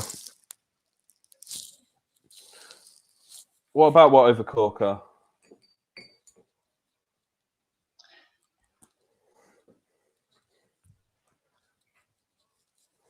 Yeah, really like the pint pot change. Pint pot change is legit. Pint pot is a thing now. It was a thing before, weren't he, Dave? Who? Pint pot. Pint pot. I like him. I never got to use him properly because I didn't really get. I did actually. I used him pretty good at Vengeance in the end, but on channel I was still learning. Sorry, do we think that Union the best standoff team now over Corker? That's what Jack was saying. No. I don't think enough changes. They stand off differently because the standoff that you'll get with Vet Greed is more about range and positioning. So if you're good at positioning, you'll be good with Vet Greed. Corker was more about Decimate, dragging a model back rather than range. Yeah. So I think they're completely different in the way that they stand off. Vet Greed is going to be in a bit of an anathema in that it's going to be a Union team that doesn't have much momentum, which is a bit unusual because normally you're swimming in it. But if you're doing a standoff game with them, you're sending one person in to do some hits, especially if one of those hits is an axe throw rather than actually an actual strike, then you're not going to have a lot of momentum. But if they've got no way to generate momentum... The momentum you would gain on your last activation with vet greed would be enough to see you go first. I think. Not if you're kicking and they've passed the ball around and got 5 momentum, then you can send someone in. You're not going to win the turn. I think Minx will kill a model and you'll get to 5, so you can match him. And realistically, if she snares the right target after her first attack, she will wrap. True. She will wrap. You will wrap. She will wrap for days, bro. And if you receive, you take that rage, right? Yeah. Because he again, same situation. He's great at standing off. So, what's your thoughts on with the way that the errata, when that was meant to kind of change the standoff style play of the game? It was trying. This wasn't specifically an issue that was kind of come up. Is that the standoffish style of play wasn't an intended design or whatever of the game? Do you think this has fixed it or made it worse or done anything to it? This one just gone. Sorry, Monday. Yeah, I made a new problem with that greed. I think because it was an aura. I think because it was an aura before, you would use it to go forward and try and fight, and you could use the extra activation more to correct positioning in a sense of that you can manage where your opponent's threat's coming from. But now it's a pulse. I think you don't risk it and you stay back. No. It was a pulse. Now it's an aura. Yeah, the other way around. Sorry, the way I meant it. You knew. Yeah. So now it's a pulse. Sorry, now it's an aura. I think you want to stay back. Oh, I've proper messed this up now. Yeah. Now that it's an aura, I think you're going to want to stay back a little bit more and like assess it. Whereas you could almost like test the water with it being a pulse. You could send a model in, and it's like, well, if your opponent moves to that direction or looks to threat that model, you could correct that. Yeah, it's like a correction tool, and now I think it's going to be more of a standoff tool. The extra activation. Yeah, I've overextended with that player on bringing them out next activation kind of thing. Yeah. Just rinse and repeat. But what you might have done in there is, so if I brought a model forward, your opponent's like motioned over to that way to try and make an effect on that, pull that model back. Well, I've got I know where they're going to be now, so I can send a model in, for example. Do you know what I mean? But whereas now it's going to be like, I'll stay back and I'll just see where you go, and then I'll send double activate the last model. Yeah. True. I think the creator, it's probably not consciously. I don't think any of these things ever consciously, but I think they are in that regard. But quite a bit of the thing is, the game. I don't know. The thing is, the game was heading this way anyway. As soon as you get to a certain competitive level, you're going to start to see less of the completely bum rushing everybody, and then you're going to see more stand-up because it's a much safer style of play. Yeah, well, that's what I'm saying. I'm not talking about like mid tier, lower tier, like in the rankings, if you like. I'm talking like upper mid to right to the top. Like that. That's where you'll see this kind of play. But then that'll be round 1, round 2. That will bleed from top to bottom, and it won't be enjoyable. It won't be enjoyable, and then you'll have it'll be like your mid to lower mid players who get beaten by that standoff play, and then they'll go, well, that's worked really well. I will then replicate that style of play, and that's I think that's one of the problems is people obviously the top players find the best way of using things, but it's when people replicate and it bleeds down. If you're playing against this top player, you're going to get punished every. Does this kind of then wait to the point? Because Matt's obviously made the point that they didn't want to balance the top tables, but it's the reality that they have to, because otherwise, eventually, it will bleed down into lower tables anyway. Animo said, "Do Shepherds not also add to this standoff with their 6-inch free taxi?" Yeah, completely. Without rolling the dice. 100%, 100%, and you don't have to roll. You don't have to roll at all. You have to put some harvest markers out, but that's all you have to do. Yeah. Yeah, it's not. You'll be doing that anyway. Yeah. So I'm talking from one game. I've said before, and I played Sam, who's a great farmers player, and he literally did was he put 2 harvest markers near the dogs. That was it. But the dogs had been pushed 4 inches by Ram, and then one of the dogs a further 2 inches when Ram had finished his movement. So that's 6. So they were 6 and 4 inches up the pitch. Now I was playing defensive with Steeljaw. I was probably like maybe an inch over my deployment line. and then he pulled Steeljaw like 6 inches. No, probably like 2 inches above across my deployment line. Pulled right up to the halfway line, and then just got absolutely minced by a herder. Not rolled for that. And I think that's the thing where it needs. I think that's why you should Dice's place be in Guild Ball. Marcus said no. I don't think bait should. I mean, I'm playing Steeljaw at the moment. They've got to have the harvest marker within 4 of the dog, and then they've got to be within 4 of the opponent. So the harvest marker is on the halfway line. Yeah, but Ram goes first, runs across the back line, pushes the whole team up 4 inches. So your dogs are like one of them 6 inches up the pitch, the other's 4 inches up the pitch. Why is one of them 6? Because he can give at the end of Ram's movement, you get an extra 2-inch dodge. Right. A 2-inch push. Yeah, that's fine. But then somebody who has to run forward and put harvest markers up the pitch. If the Ram runs forwards, puts 2 harvest markers out. And then the dog jog, and then be within 4 of the harvest marker, rip it up, and then. So they go within 4 of the opponent as well, haven't they, to do the jog? Yeah. Push. So that's 8 inch plus 30 mil. So 9. So to be within 4 inches of a harvest marker and then 4 inches of another player, it isn't far. So then it is far. They push you 6 inches up the pitch, and then you run back. 3, and then because the other dog's 2 inches behind, he's in range to get the next 3. Yeah. So you're 6 inches up. Yeah. And then they can dodge, like you can set it up so they dodge away from each other, and then you can get the crowd out. Yeah, it's crazy. So there's some very good models: spade, dogs. The first time you see it, it's really cool. It's really cool, but it's going to be one of them things that's going to start to grate really quickly. It is because it's. Do you remember when Miners first came out and they had that? I mean, I said it to Dippers, then I said you've rehearsed that turn 1. That I taught him it. You get the 2 goals. You get the 2 goals, right? You're going to see a lot of rehearsed first turns, and until you can combat that with your specific guild, it's just going to be practice.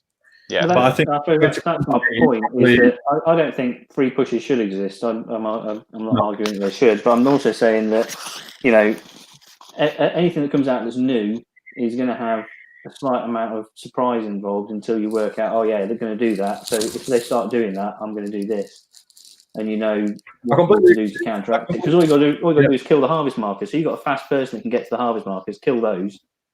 But then you're just feeding them a character. Then you've just delivered. The player. Axe throws into one of the dogs, dodges back 4 inches. She's out of range of all, and they've got their tech piece or their particular move they're going to do for that rehearsed turn 1 is gone. So what have they got left? They've got character who can go and put harvest markers out. Yeah, exactly. There's a second character who can go and do it. Like the biggest lesson I got taught for playing Guild Ball is you got to change influence into momentum, and you probably wasted 4 on Minx to do 3 damage to a dog and get rid of an harvest marker. So you're getting no those 3. Is it a waste if it stops you being taxied back and farming momentum off you? No, because you're still going to get taxied back. You can trade influence 1 for 1 on momentum, or you can stop the opponent from gaining momentum by spending your influence. You're not still technically a net gain. You're not going towards any win condition there. You're just playing denial, and if you spend, with there's an argument to say that people play denial all the time by picking a team to counteract who they're playing against, rather than picking a team to play the game they want to play. Yeah, I understand, but you're not going. So we talked about bringing Matagi along for some chip damage and a battery, but that's not getting me a win condition. But I'd still potentially bring him for that reason. You're the 5 models, but I don't think in this case that you would get that against the Shepherds when they're kicking. Plus, Marcus has said, should point pot smashing face need to be rolled against the models as well? Which ones? Is that a pulse kind of? This is pulse, yeah. We had this conversation last week about pulse damage. I'm not a big fan of it, but there is kind of levels of it that are more acceptable. Pint pots is a 1-inch melee, so it's not exactly going to be able to snap it out loads. But yeah, I mean, there's an argument to say any of it shouldn't exist. Thresher. I think one like that, you should roll 2 dice for himself. Do you know what I mean? Like, he shouldn't roll for every model in his melee zone. He should roll to cast it, if you like. Yeah, I think that'd be good. Yeah. But Then again, I at the end think of the day. No, carry on. It's all good. I think Steeljaw should roll for bait. I think Spade should roll for a push. Yeah. But I think the way to balance that for Spade is maybe make it a 2-cost ability. I don't know. Just like 2 dice. But then again, that might hamper goal runs. I don't know. Ooh. Thought I nearly knocked over my Jassive Cup. It would just make it better in Ballista where she can free bonus time it. Well, that's the thing. Well, that's almost like a more reason to play Ballista as well, though, isn't it? Yeah. That's, Yeah. Make Spade great again. Play them. I think the new Ballista is really good. I think he's really, really good. Yeah. It's true. 'Cause, I mean, you can do so much damage at range. You can send a striker up. You easily go 2-2 with it. And Ballista can get you your last goal with a 10-inch kick. It's With a ridiculous. breach. A free 10 kick, isn't it? Does Breach give you a free kick as well? Yeah, it does. Yeah, it's It's a legendary. You can spend your 6 influence. You can spend your 6 influence killing somebody with chip damage, and then take a free shot on goal from 10 inches away. He's really good. He's really, really good. I don't think he does. He ain't got the worst thing. Momentous 2 double push on 3. He's only like Yeah. Momentous 2. Fill him up with Ratchet.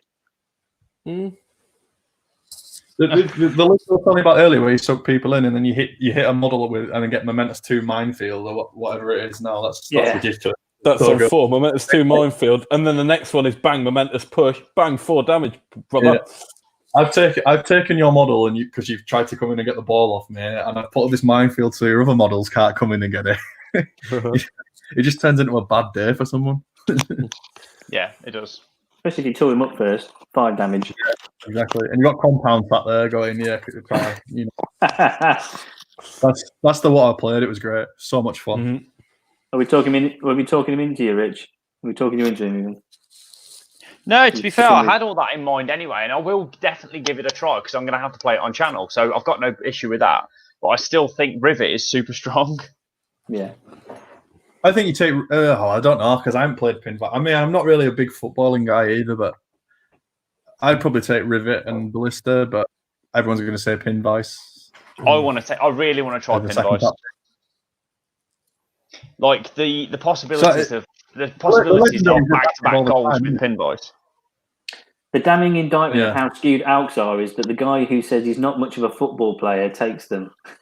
God, this is a real hatred of alchemists. The Alchemy are special, like in the way that they can keep everybody at arm's length. That's why I like them. And the condition. Yeah. Like, most of the It's a damage is coming from conditions. I like them. Yeah, and it's good because it's good for lazy players. You haven't really got to stand up. You haven't really got to leave your deployment very often. No. Well, It's good. You can stay sat down and go, yeah, I'm not really moving past my half of the pitch. until you want to go score a goal. If Spades cost 2, I don't think she would see the table. I wouldn't miss her. Good. Make it 3. Never see her. again. I agree. I do agree with that. But like, you know, even if you left it at 1, you'd be everyone would be bonus timing it anyway, wouldn't they? I still think you need to roll. Yeah, it has an added cost to it at least, I suppose, at that point, isn't it? Yeah. But yeah, she should definitely have to roll. Definitely. But what's your thought? What's your thought then, Jamie? If with the nut rolling thing, a smoke with chemical breeze? I think it's because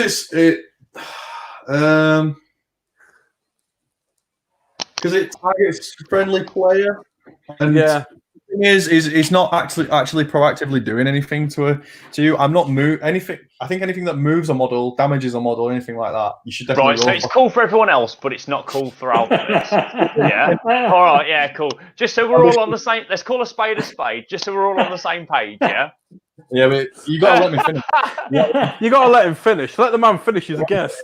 Let me Conditions finish. are- Let me Conditions are finish. the easiest thing to clear in the game. No, conditions are the easiest thing to clear in the game. Not if Not when you've you've got someone that Oh, makes you you- spade. Not if you've got Crucible around. Yeah. All you've got in the to do bin. is a token that essentially does nothing until the end of the turn. Just something at the No, end of it Smoke's doesn't, because it activation. fuels all your other abilities. And it does something at the end of Smoke's activation. It gets some momentum. Well, it's not proactively doing any damage to you, is it, or anything to? No, it's proactively slowing you down and things like that. Yeah, but that's not. It's proactively making Venom better. There should be nothing that costs anything except you should always have to roll for it. If you're applying something to an enemy model, you have to roll for it. You're not slowing your model down in my activation, and you could rectify that as soon as it goes back to you. If you've got the momentum for it, but at the end of the day, you're still spending another resource. You are clearing against alchemists, and but then you're still but then the thing is, you're then not playing with any momentum. You're spending all of your momentum for clearing conditions. And you're also actually that means that you'd be spending Smoke's influence and not generating any momentum. That's inefficient. You told me a minute ago. And it's not contributing towards your win condition. Smoke, if you're putting out chemical breeze and as some of her 6, you're working inefficiently. Well, then you won't really. Jamie? All the other character players that you've just spoke about proactively move a player, the damage player, and they're free. Yeah. So in Steeljaw Spade you get moved and damaged. Spade you get moved, which 9 times out of 10 is because they're going on a goal run. The thing that's happening is you're literally getting something that doesn't affect you until it goes back to you or at the end of the turn. And it's the easiest thing to clear. As Luke's always saying, Smoke's a late activation. So no, you probably won't have a chance to clear it. It's not always she's a late activation a lot of the time. There you go. Not nailed on. Have to go last, is it? That's I'm just saying you're more than happy for everyone else to roll for your things, but not your captain. So okay, sure. Yeah, but character player. But that's the only character player in everyone that we've mentioned that targets a friendly model. All the others don't. Which can also be yourself, which is the same as everybody else's. Yeah, you're friendly. There you go. But then that means she's within 3 inches of people. Which is where you get your momentum for at the end of her activation for free. But then she dies and she hasn't got a counter. No, she doesn't because she's immune to 1-inch melee players. The first you ain't got a dodge. No, she's immune to 1-inch melee players. Salvo. You ain't got a dodge. First one. Egret's got 2 strikes. Yeah. You ain't got a dodge. It's right. Yeah, you should have to roll for that. This is the only reason why Luke wanted Jamie on here, just so he's got someone to support him with the alchemists. Hey, I don't need support. Yeah. I don't think you should roll for chemical. No, nor me. I think it's fine. To be honest, Smoke isn't the issue. No one moans about Smoke. Rich does. These 2. Well, on Gubs, it's quite interesting. I know Gubs is where we get all of our information from. They were talking about players who need a buff and players who need a nerf. And there was quite a lot of people saying, right, you ready for this, Jamie? Mercury needs a buff. Mercury. I'll take that. I'll take that. Like, they're saying he hasn't got anything on the back of his card, like he should remove burning to do a character play, or he should have +1 damage hitting someone who's burning. Honestly, this was on Gubs. If Mercury had the same thing as calculus, we can pull a condition for character play. That'd just be a wet dream. It really would. But sometimes, do you ever go on some of the Facebook, the Alchemist Facebook group is sometimes quite a funny place for hilarity and people's suggestions. Yeah. Literally, I was sending screenshots to these 2 and Dippers. Basically, they were saying, since the nurse, Vetcat is unplayable trash, and Soma's unplayable trash, and it's all stuff like that. And I was like, this is madness. I don't think either of them are unplayable trash now. Vetcat, I think you just got to make a decision when to play him now. That's all it is. Yeah. And I tell you something, in a couple of months, when everyone's playing OCAT properly with So, you'll all be wanting him to be nerfed. OCAT is amazing. He's ridiculous. Giving him splash damage. You're more efficient because you've got your home condition, so you're able to get a free charge with Vitriol or something like that. And then the model, you look for a model that's activated, Mercury Fire Blasts them, and they just nitro OCAT. So you've had a free character player, and then OCAT just walks back into the fire and starts kicking the fuck out of whoever's. 4. You know what I mean? It's even more efficient. And with Cat Math, he can do a consistent 12 damage. External combustion 4 times. 4 attacks is a 2-4. 3 damage, isn't it? It's 3 damage. Yep, 3 damage. Pushing button. You Inferno in 16 damage.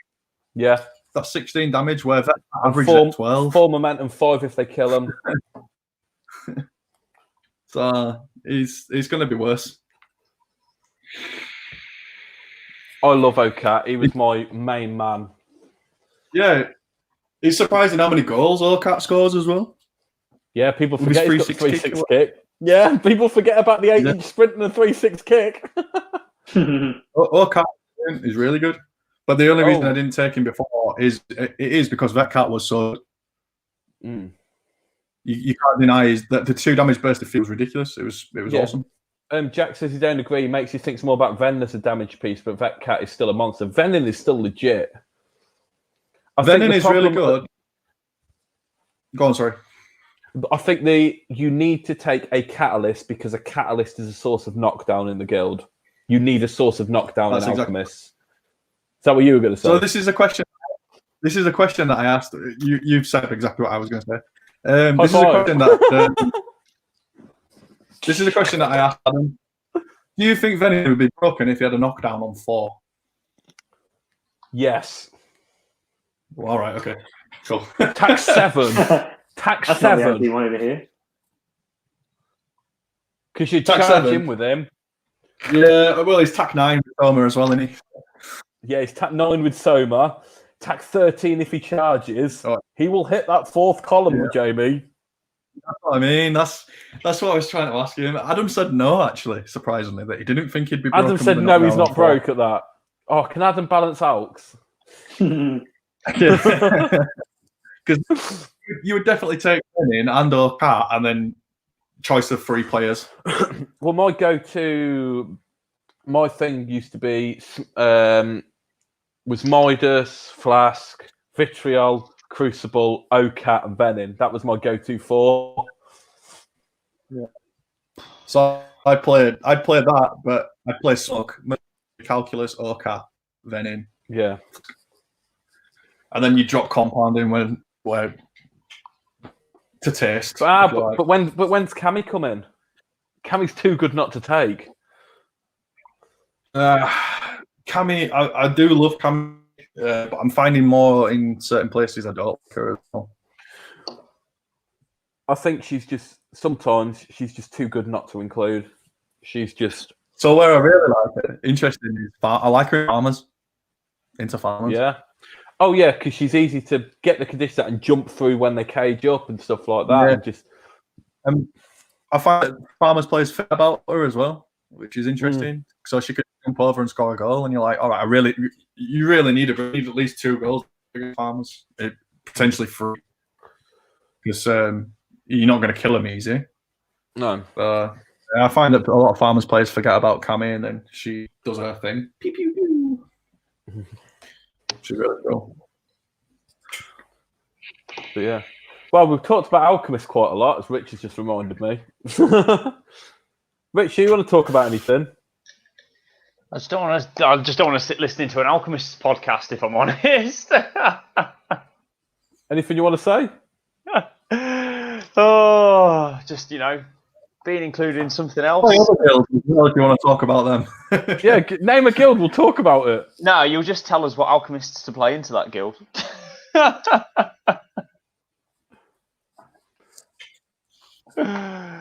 Oh. Well, this is good viewing. Maybe we should start his own stream. Luke and just call it the Alchemist Hour. Oh. I think. Well, Do you think you could? Where do you we think sit you down and get into the real nitty I gritty. was going to say. We do, you can think, get a real deep dive. do you think you could keep it to just an hour? No, No. it'd have to be many hours of alchemy. The Alchemist evening. Get yourself They're a poisonous brew. They're a team with so much depth and so many nuances. Oh, You've such got a nuance. You see, people only see the top layer sometimes, Jamie. That's the problem. They see the poison, the burning, and vet cat, and that's it. They're like a fine wine. Oh, got so much depth. Good bouquet. Just...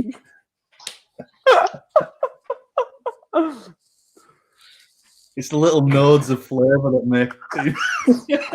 Look.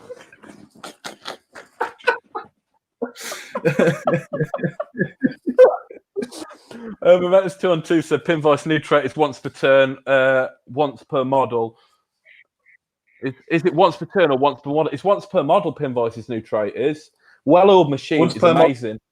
Once per model, and here's the best bit: she ain't even got to be on the pitch, which is good. I think the Engineer football game is just like next level now.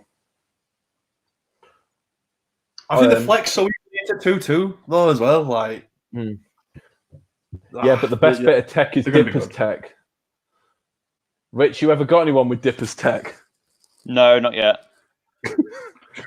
It's the most telegraph thing you've ever seen in your life. Oh, where's my static grass? So Jamie's walked off. Dave's walked off. Yeah. So what he does, he gets what is it? He does. He goes in with Ratchet. He free charges and tools up Vet Velocity. Then Colossus charges into somebody, knocks them down, singles them out. You back, Jamie? Could you hear me? oh, sorry guys, just getting a drink. Yeah. So we're talking about Dipper's tech, the most telegraph thing you've ever seen in your life. He done it once in a tournament, and it worked. He pushed Vet Boar off the pitch, and then he never stopped trying to use it. So basically, he overclocks. Stop me at what point when you realise what's about to happen. He tills up and free charges Vet Velocity. He then sends Colossus in, knocks them down and singles them out like a target. Then the following active Velocity just goes in and kites them off the pitch. That was basically it. That's my one swear of the night now. I've just been and got a drink, gone to the loo, got some crisps, and had a conversation with my wife. And I come back and you're still talking about AUX. Engineers. I was engineers. Colossus and Vet Velocity pushing dodgy them. Which is already the other thing about the AUX podcast. I think it's good to talk to what the guest wants to talk about. It should be guest-led, these show. I said I were up for talking about anything, actually, Luke. You started talking about alchemists. No, you started talking about alchemists. You're all giddy. They are like a fine wine, though, multifaceted. We haven't gone to mascots yet. What? Wine doesn't have a facet. Okay, sure.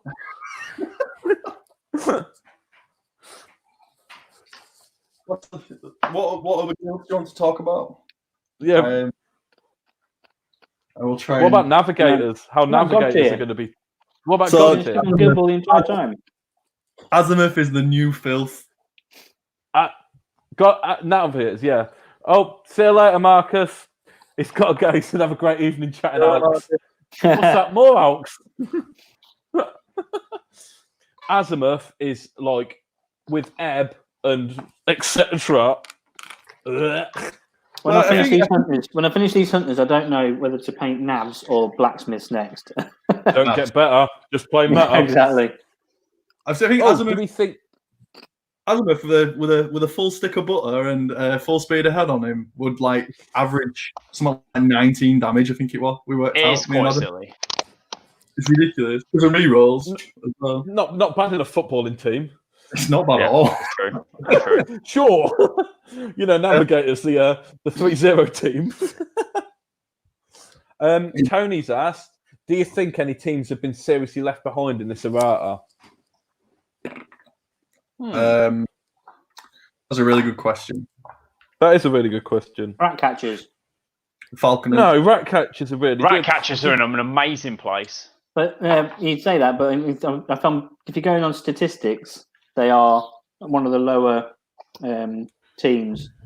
But and I like them. I like them as they are, but stats are very misleading. They are very misleading, yeah.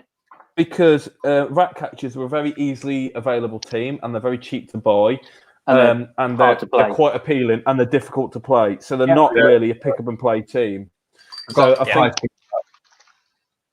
Well, we talk about when I started playing rats, I lost. I went I went 2-3 at an event, and when they just come out, and I was like, right, so this is how they work. And then the next event I went to was Vengeance, and I went 5-2 with them.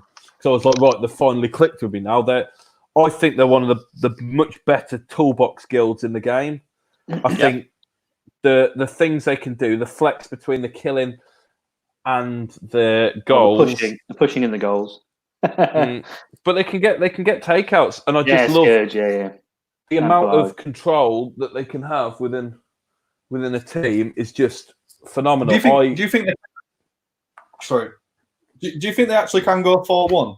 Because I always see them as like a 2-2 team. I went 4-1 with them. You went 4-1 with them. You get pushing.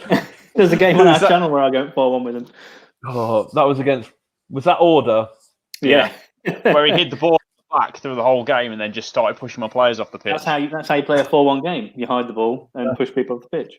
I wouldn't mind, but you didn't hide it. I just spooned it when I missed a pass.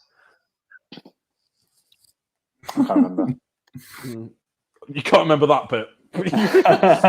How many inches did Fangtooth push? How many inches was Fangtooth pushed? 14 inches. Fangtooth was near the centre, and then Piper pushed Fangtooth off the pitch in one activation. So good. What was the quote that Dave said? And now, what was it? He's muted himself. And now I'm eating crisps. And now Fangtooth starts his inexorable journey to the edge of the pitch. That was it. That was the first activation. It was just ridiculous. Oh, I'm going to hit you. Right. Double push dodge. Double push dodge. Double push dodge. And then I'll walk towards you. Double push dodge. Double push dodge. And a heroic him. And it was just like, wow. That was like... Nice. It was... It must have been 12 inches, actually, thinking about it. Oh, you pop resilient. Pop resilient. What was the original question? What was the original question? Which teams have been there? Who's been left behind in the You got distracted by rat catchers. Morticians. There we go. I'm saying it. Morticians have. Nah, where man? Morn has. Nah. Morn. Maybe Morn, yeah, but not the rest of the team is like they've got to be like the best balanced build surely in the game. No, I Fish. A Fish more balanced. Probably in the same boat as Morticians, would you say? I suppose maybe because it's quite hard to answer whether a guild's been left behind. Do we think maybe particular captains have been left behind? Because obviously, probably every guild's got a strong captain. Smoke. Yeah. Exempt. I think Smoke could do with a little touch. And the only thing I think she needs is a momentous result on one. Outside of that, nothing else on her. I think she's fine, Jamie. Yeah, I think they should buff Smoke by nerfing the other two captains quite heavily. They've only nerfed one. Momentous result on one. That's the only thing I'd ever want on her extra, because otherwise she would be ridiculously broke. Other captains are, I'm not sure. I can't think of a team that's been. I can't think of a team that's been left behind. Because I'd say Hunters, but obviously Steeljaw is still incredibly strong. And Matagi's just had a buff. Matagi's had a buff. Theron or Scaffer? Do you think Theron or Scaffer needs a little touch? Or I think Theron's fine. Theron is really, really good. Everyone's a good control piece, isn't he? I suppose. I mean, I haven't used him yet. Well, I've used him once, but that was a long time ago in season 2, I think. I mean, yeah, no shippers. Oh, hang on. I'm going to put a comment up, Dave. You seeing the screen? You ready for this? Oh, yes. If we're talking about individual captains, then clearly he definitely needs a buff. Let me guess. Tackle on 2. Sounds my new favourite person. Tackle on 2. Tackle on 2. Nah, you'd break him. No. You would break him. If he's the Union's ball retriever and goal scorer, then he should be able to retrieve the ball a lot easier. He isn't. That's missed. Well, if he's not, then he needs to lose his momentous damage. No. I think the one thing he could benefit from, and I don't think would fully send him over, thing is an 8-inch kick. Well, that's just nothing, is it? Really, because he can get there without needing an 8-inch kick. Yeah, but you would have an influence. Yeah. He always puts 6 on Blackheart. That's how Dave plays. He's the only captain I put 6 on. See, if they wanted to put him into a footballing thing, then he needs to lose butchery and he needs to lose momentous damage. And then I'd happily give him more footballing tools. Thoughts? He's meant to be like a super solo, isn't he? That's his thing, and he can flex. I'd lose misdirection and give him commanding aura back. Yeah. Sure. Me. Okay then. Luke, can you mute Dave? I could do one better.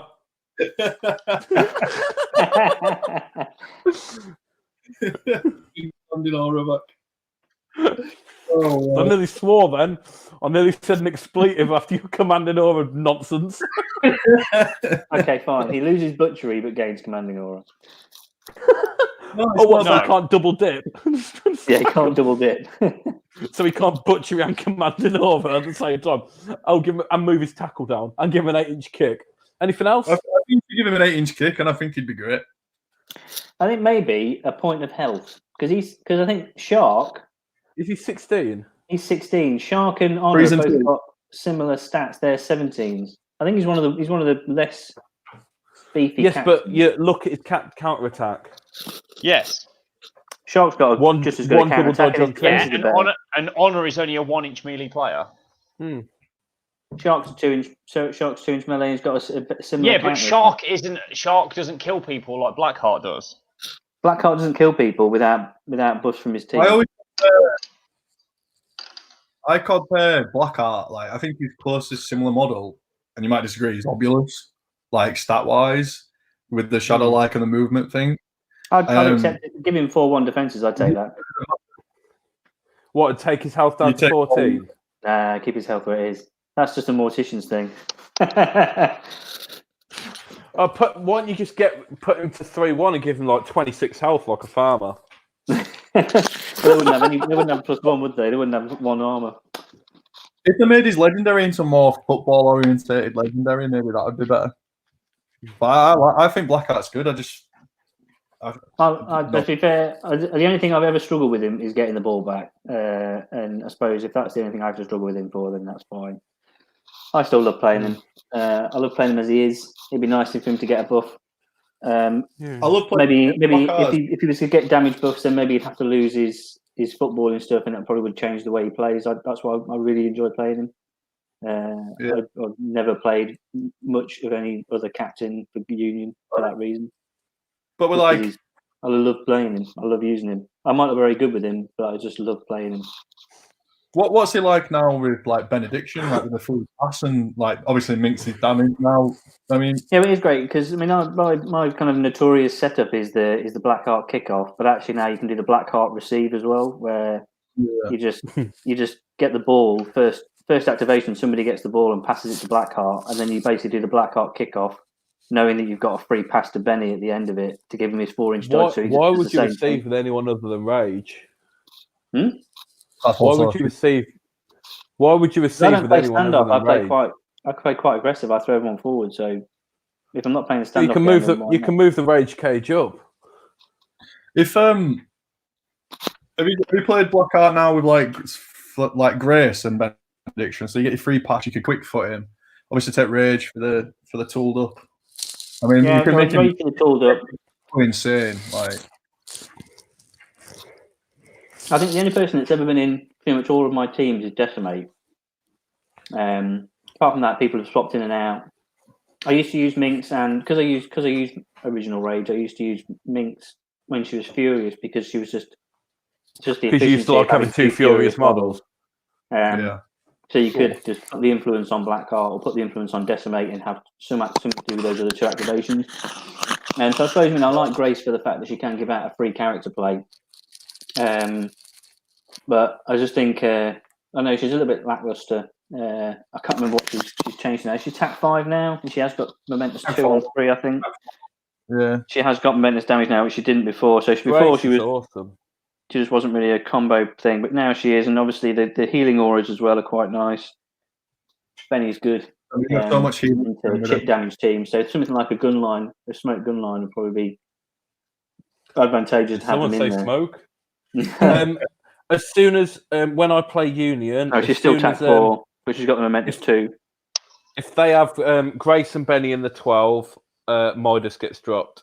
Yeah, every single time. Midas, it's a Midas score because Union haven't got the tools to protect the ball. Yeah, I think that's the one area you haven't got is of keeping the ball safe. Yeah, there you go. We'll give Blackheart close control. Yeah, Crucible. Yeah, I'll take that on 3s. He's got support the kick. What? He's got up to 4 and 1 with an 8-inch kick, and he's got close control and a new legendary. I like his old legendary, so yeah, because you use it. Your legendary turn 1, your Shadow Light, then your legendary bring the whole team up another 2 inches. Yeah, but it's quite a rehearsed turn 1 that you've done since. It is. I'll say it's been. It was quite funny that I've been playing. All the players that got buffed in the previous errata, there's literally 5 Union players got buffed, and they were all the ones I was already using. So obviously, I wasn't playing meta with Union because I was obviously using players that were not commonly used. But I suppose that's kind of. I don't try and do it for any particular reason. It's just I'll probably see something that I quite like doing, and I'm not looking for the kind of. I'm not mapping out who the best player is. I'm looking at what I want to do with teams and pick players for that. So it's like with Hunters, I've really enjoyed. Your mic keeps scratching when you paint. Hey, is it? It's not me. I'm hearing scratching as well. Oh, can you hear it now? No. Okay, I'll walk somewhere. Now I can hear it. Now, there. Yeah, I think it's my wife's slippers scratching on the kitchen floor. Oh, she's dragging her feet. She's going back to the living room now. Yeah, it is her. She's gone now. See, he's very quick to blame me. It's always Rich's fault.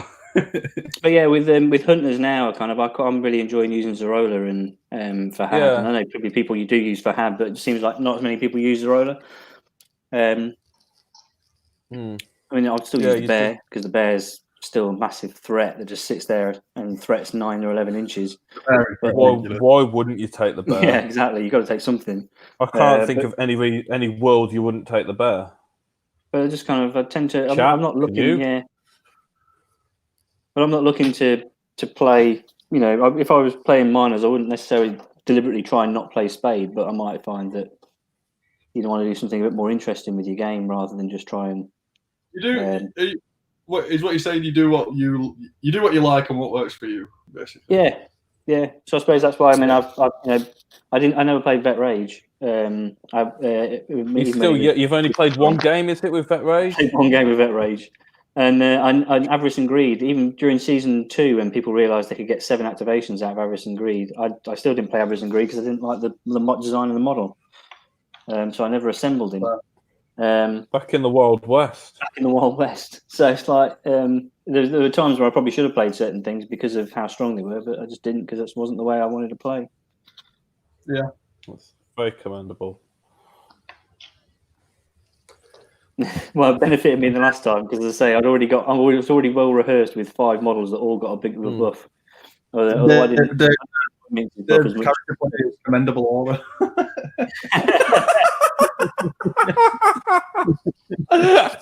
Commendable aura.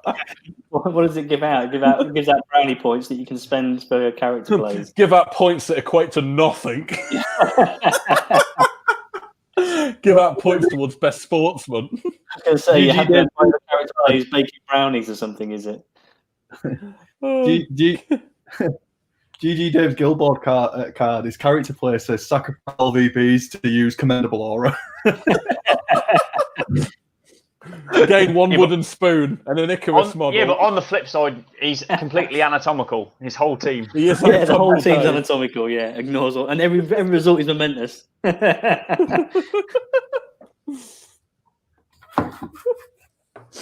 Anatomical. Anybody good with Photoshop in the chat should make a GG Dave card with commendable aura. Ain't you good at Photoshop? I don't know what I'd assume you were. Like being like a techie person. Yeah, I'm not too bad with it.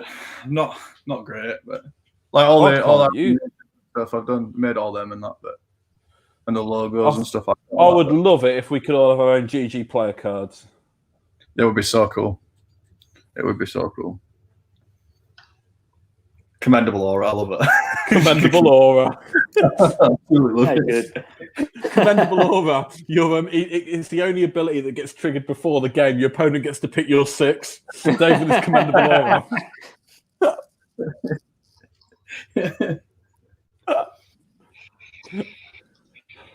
Oh, I love the commendable aura. We need to jump on that.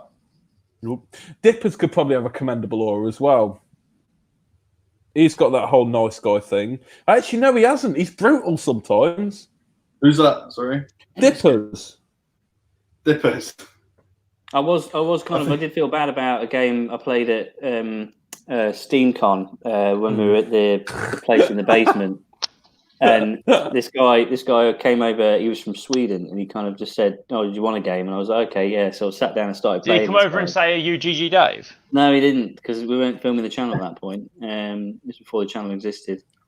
Started playing this game, and he played Hunters, and I started just doing my Blackheart kickoff and playing like it was a tournament game. And I was 6-0 up before I said to him, "Oh, how long have you been playing?" He was about 6 months. And it's like, I've just started playing or whatever. And I felt a bit bad at that point because I was literally steamrolling smashing him. And I kind of gave him a Minx death as a consolation because I felt bad about the protector. I was about to 12-0 him in a friendly game at SteamCon. And he'd come over and ask for a game. And I'm just like, yeah, whatever. And then properly roasted him. But I did draw short of totally. So I still made sure I won. Oh, don't worry, guys. I still won. Don't want to be crazy about it. Give him the win. But yeah, it was quite bad when I was sort of 6 or 8-0 up and asked him how long he'd been playing. So how long you been playing? Very long. I didn't. To be fair, I done that at SteamCon by accident. It was at the same one. Yeah, there were. Rich, do you remember those twins, the 2 guys? Yes. There were 2 brothers. Well, yeah, they're brothers because they're twins, right? And like they went, all right, do you want a game? I was like, yeah, cool. And then I was playing him, and it was back in, I think, season 3, where Smoke with a kickoff where you chuck all the AoEs and she moves and duplicates them. And then if you can play it well, the whole of their team's lost 6 health by the end of the first turn minimum. I'd done that. He was playing Hunters, and then I beat it, and then I was like, "Oh, you've been playing long?" He went, "No, not long at all." And then when I put my Guild Ball bag on the thing, he went, "Oh my God, you've got patches on your back. You must be a bit." I was like, "No, mate, these are like bronzes and that." They was like, "Oh my God, you're so good." I went, "Oh, you ever been to a tournament?" No. I was like, "Oh." that was a 12-0. It happens. Doesn't happen very often, but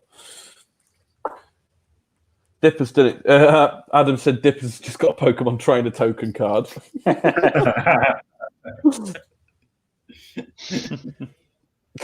It's if he watches this, but the fact he's like, "I'm not even there," and everyone's picking on me still. Oh, Dippers, you're all horrible to him. You're horrible. You said you were going to wear him like a glove once, Jamie. That's as bad as swearing. Is it? I don't remember. Sorry, chap. You've said it multiple times.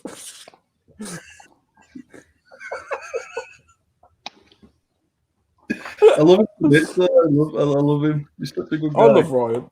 I mean, I thought I broke his little heart when we played at that last event. No, I'm just not playing anymore. I'm finished. I'm done. I'm done. Second activation, turn 2, weren't it? First activation, turn 2. We had 2 models left on the board.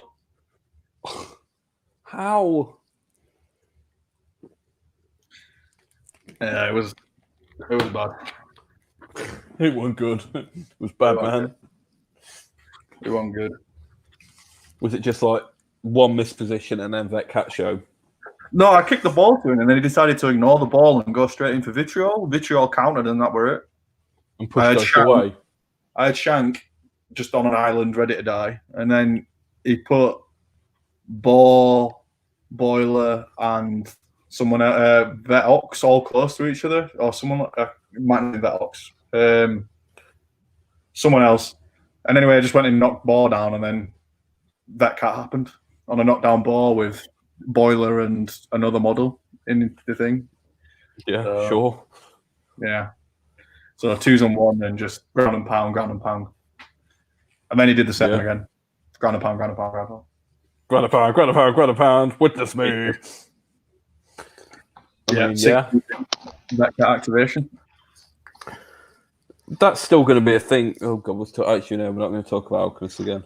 Nah, we're not going to get into that. Join us later for the Alchemist Hour. Late night. I do like her.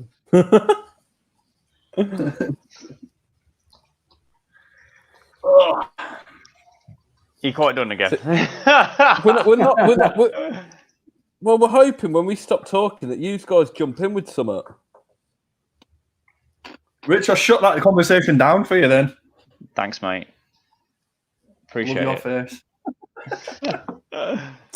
No, I'm making some real progress on these models, so it's all good. Are you in the top right? That's why. Show me. Top right is the hobby right. Yeah, hobby top right is hobby right, is it? I've kind of got stalled again. Have you done anything on your hunters yet, Dave? No, I've finished putting snow on all of the bases. What do you think to? It's what? Sorry, go on. I was going to say. No, I was saying. Sorry, go on. I've got to the point now where I've got to basically kind of repaint bits into a base color and then put another layer on top. And it gets to that point where it's like really fiddly, and most of the big work's done, and it's just like I really can't bother. So I'm having to try and motivate myself. I've just seen how many skulls that Hearn has got on his chest, and I'm like, I've got to repaint all of those a color that I can then paint. Contrast. Yeah, contrast. I'm like, oh, it's going to take ages. Contrast is life, bro. I'm loving the results I've got with them, to be fair. So I'm really pleased with what they look like. It's just the last finishing touches are just always a ball ache for me. I'm not a painter. I wish I was. I wish I could really commit myself to painting every detail as well as I could. I'd much rather just get some paint on them so they look all right.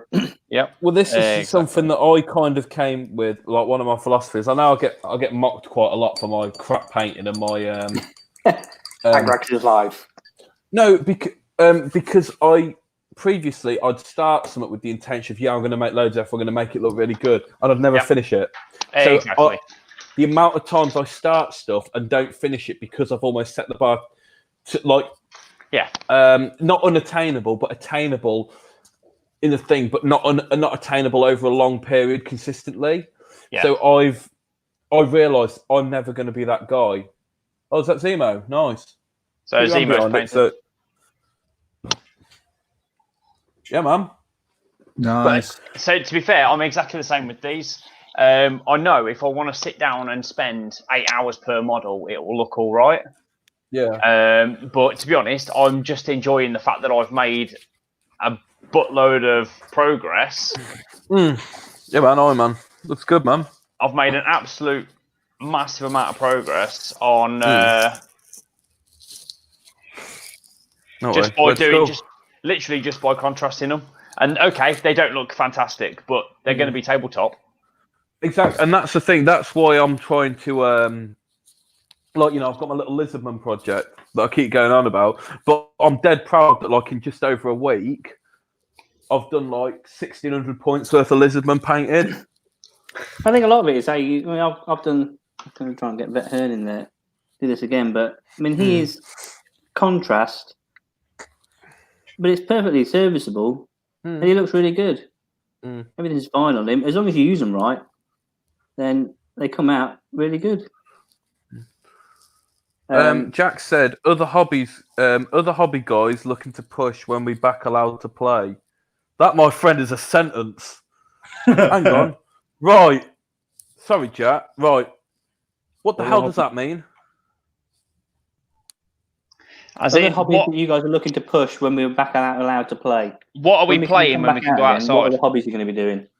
Right. Okay. My adventure into AOS. Now, if you want to talk AOS and lizards, now you can do a fine gun line with lizards. You can stand back and throw endless spells. I've just invested in Boaty Dwarves for AOS. Oh, Boaty Dwarves are amazing. They're also gun liners. I think it's just my play style. Shoot and run. Rich has got his Zinch, which I've got gun liney. I've got some Gaslands that I'm working on as well. Oh, Gaslands, that's a game I played a game with, and I loved it. I bought a load of Matchbox stuff and a load of kit bashing stuff from one of the little independent guys, and then never built any of them. I've got loads of little resin car bits and guns and stuff. I bought some things. I airbrushed them up and primed them. Like I glued the wheels and primed them. I've been working on to show you. I'm quite proud of it. What we say. There's loads of stuff skirmish-wise. I mean, to be fair, I think it might have been Jack that talked about Bushido. I've been looking again at Bushido at the minute. He sent me a picture of his Wolves models. They look beautiful. I almost bought those Wolf models, but they're sold out now. They're kind of pre-release. They're going to be Jack got the last ones. Did he? Yeah, but they look nice, and I've always liked that kind of that era. And I've seen Bushido played a few times, so I'm kind of quite keen for that. But anything skirmish-wise, I'm probably looking at. I've got Drowned Earth and bits. Oh, look at that! Oh, nice. Yeah, man. I used to one of the first Games Workshop products I ever bought was Dark Future, and I've sold it on now. But Dark Future was basically like the original Gaslands. Yeah. Back in the 80s. Proper kind of Road Wars. I played the original Gorka Morka. I had that, yeah. But I mean, to be fair, Dark Future was literally little plastic cars about the size of Matchbox, and you could supplement Matchbox in, and there were little character models and stuff you could buy for it as well. But it was so complicated as a rule set, as they all were back then, Rogue Trade and all that kind of stuff, that I never got into it. And eventually I sold it on because I hadn't played it for so long, bits of missing. But yeah, it's kind of, I kind of like the idea of Gaslands. Some point I'll probably try and get back into playing it. Just looking for something casual to play, you know, like all these kids, young whippersnappers. You young whippersnappers in the chat. Remember back to Dark Future? Because Guild Ball's so intense.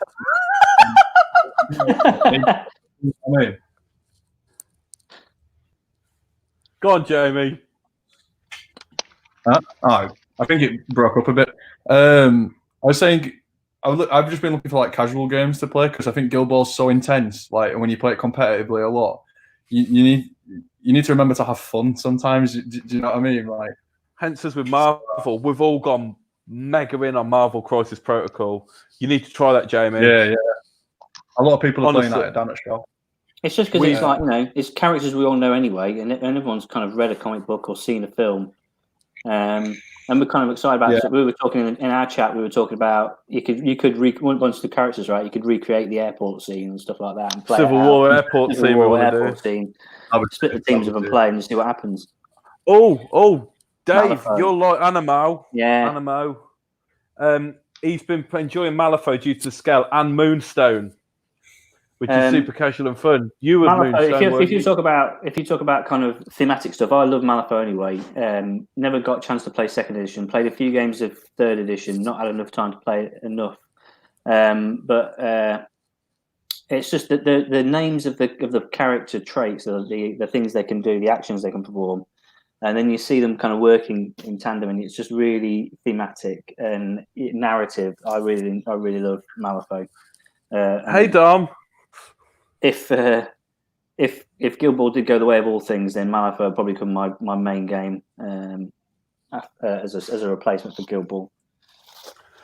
Yeah, I don't have the headspace to do Malifaux. It's a game that requires that full, intense, full-time, and there's just so many picks and counter picks and everything like that.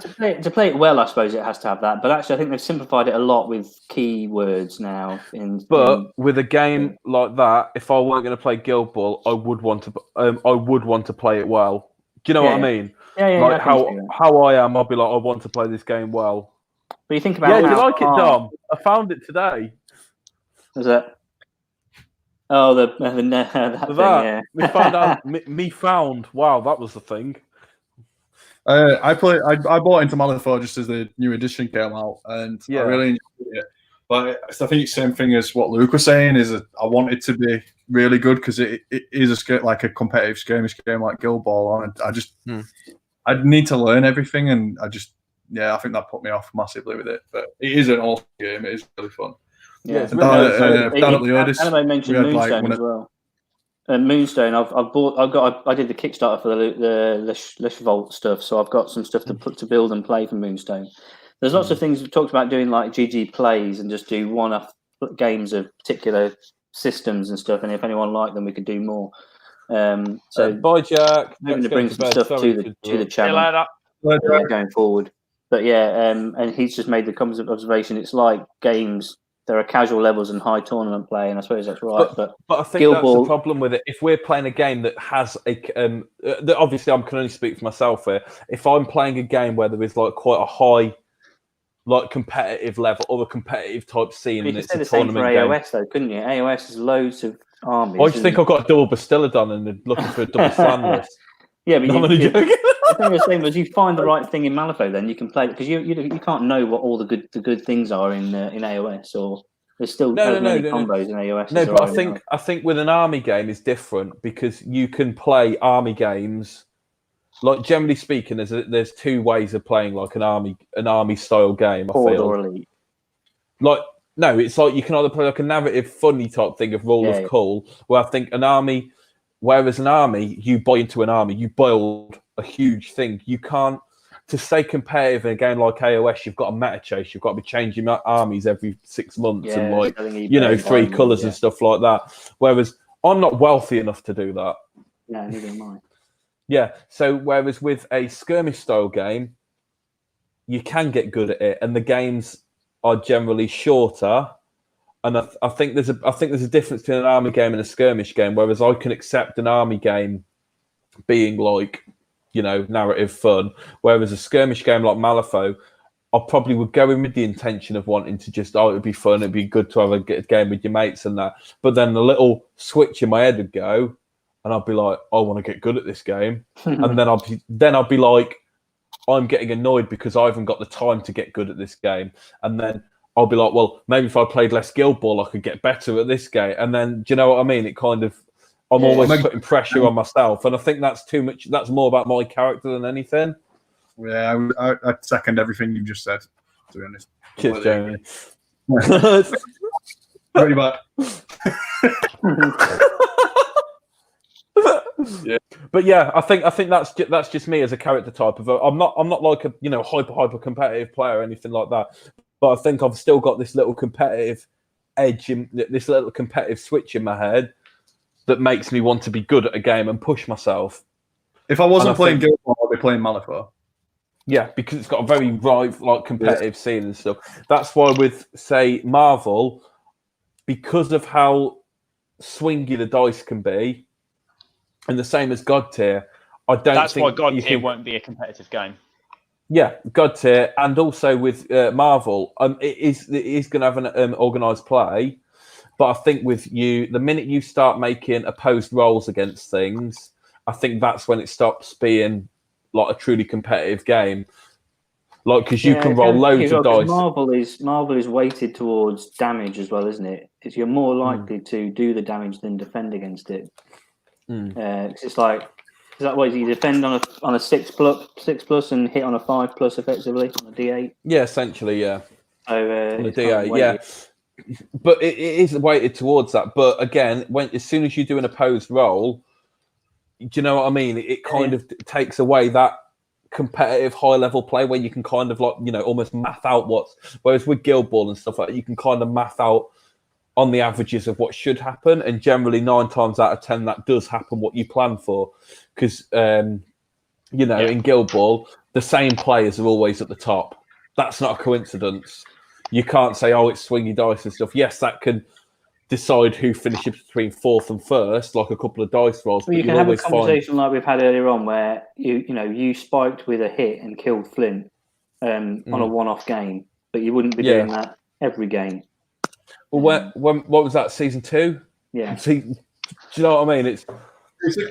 Guild Ball's a game of averages and micro decisions, isn't it? I think that's the best way to describe it. And I think it is.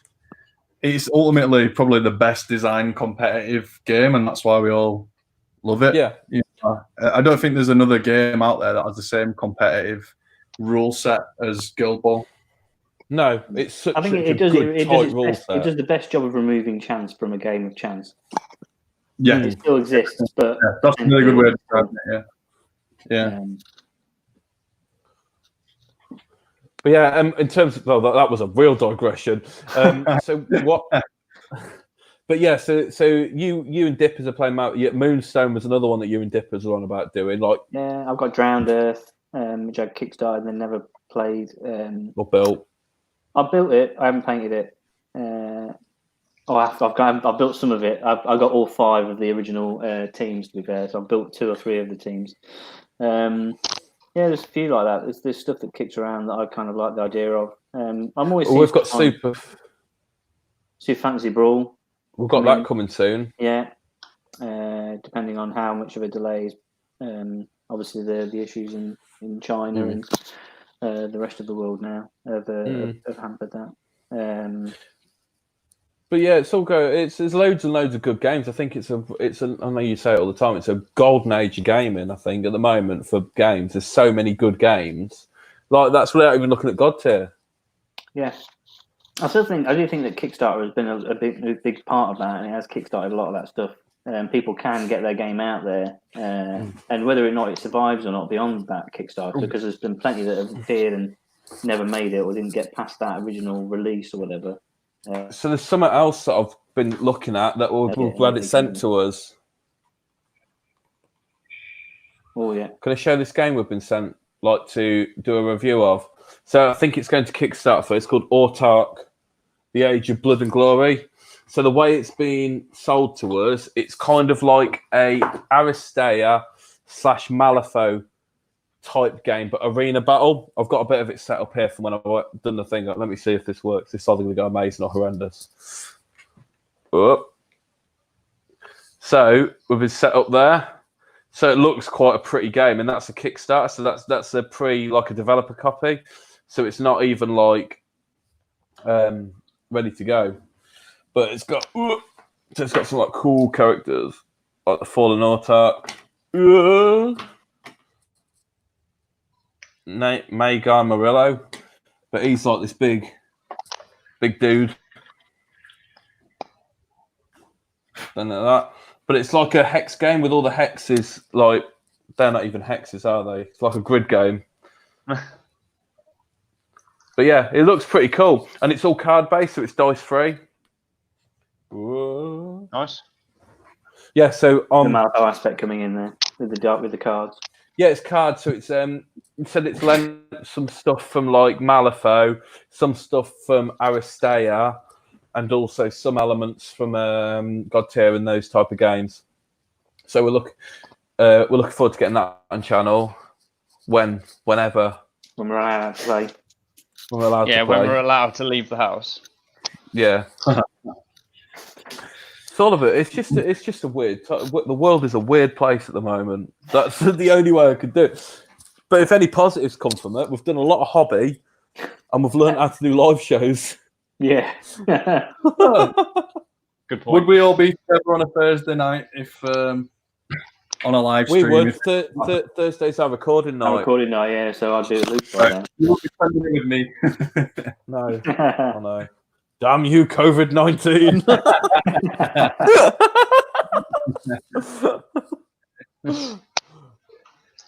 Tune in tomorrow for Alchemist chat. It's just you two talking to each other. That's fine. You gotta tell it better, Luke. You got to be the Alchemist Hour, late night. Alchemist Hour. Do you reckon you could do as a logo? Yeah, definitely. Can you do it? with like cartoon versions of us with like glasses of wine. You're going to be too far there. Could have a go. The Alchemist Hour. I could feature on Stay Salty. You could film Rich like one of them Muppets, you know, that are in in the complaining all the time. Me and Rich, you'd have to have a shot of me and Richard just kind of complaining about it. It's so bad. You know what this channel needs? More salt. Oh, funny times. God, we've been on for like 3 hours, man. Yeah, I might have to duck off, to be fair, because the dog wants to be let out for his evening ablutions. And it is late. I mean, I say I've got to get up for work, but I've got to get up from work and come back down to where I'm sat now. Yeah, my kids are going to get me up at like 5:30 in the morning, probably, so I'll get to bed at some point in the near future. Well, I've got late nights this weekend. It's WrestleMania this weekend. It's what? How many people are viewing at the moment? No, do you know with WrestleMania? What, at the moment? I think we've got 8 people on. Nice. We had like 14, 15 at one point. So with WrestleMania, so it's behind a closed door. So there's no into an empty arena. Dave gone. He's just muted himself and walked off. He's going to catwalk away. Sashaying away. Look at that! Look at that grace when he turns.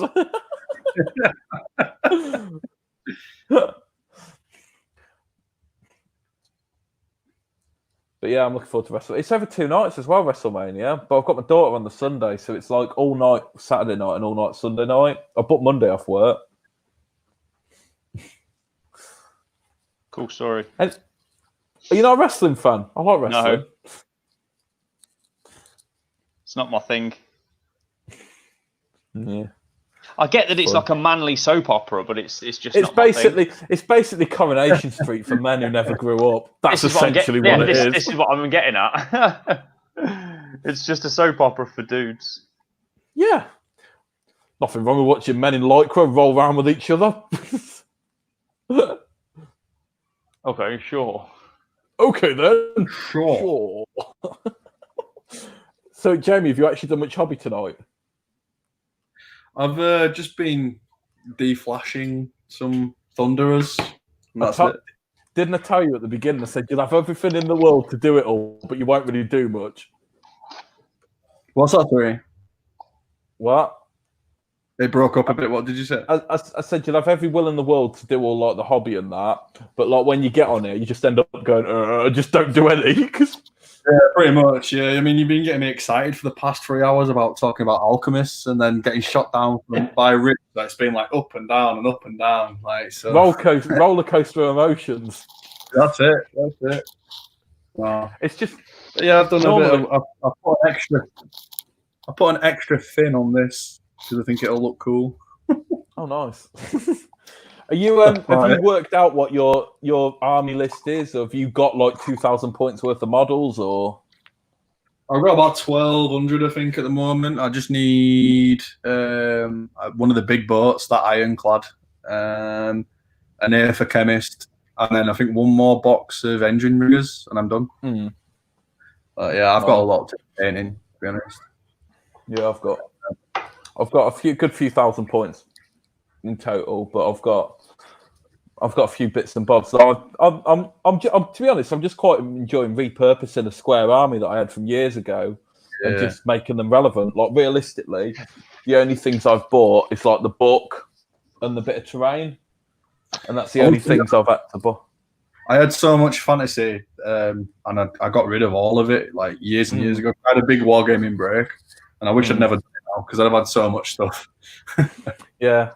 We all do, don't we? We all go through those breaks and that. Like I had a good few years out, but luckily I got rid of everything apart from a lizardman.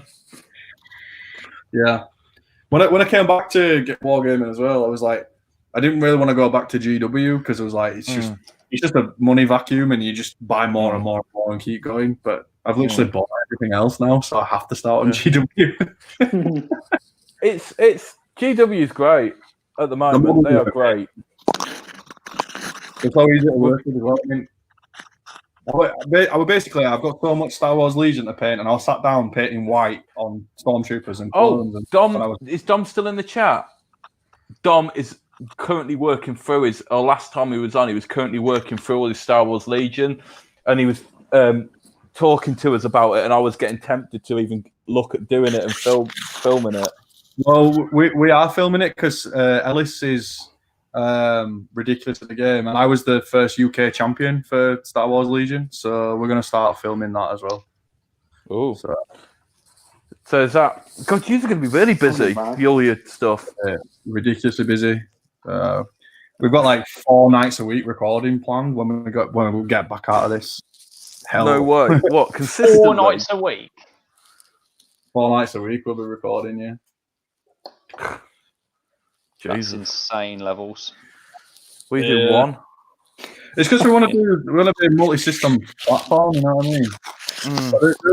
Like the face value of it is you guys have only seen me and Adam, but there's quite a few people on board with Stay Salty. It's just we were launching Guild Ball first. Yeah, I've seen Ellis. Ellis done your cameras at. Was it Ellis did the camera? No, that's my friend Sam. One of my best mates. We work together, and he's a techie guy like me. So Ellis were playing at that event though, and he was playing Farmers. He's doing just Star Wars Legion. Tony's doing board game reviews and stuff because he's big in board game world. Is that Tony? Tony's in the chat. I don't know. I can't see who's in the chat. Tony Booth Lydon. He's the one. Yeah. So you've got your whole little fan club here. You had Adam. Support me. You haven't really done much to plug your channel. You're lot ripping on me though. When you change it to Yorkshire puddings.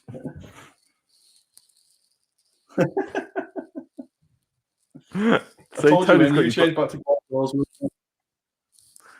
what's Tony say? He just said yes. Apparently, I don't know what question. I says that Tony is from. He's in the chat. Yes. Yes.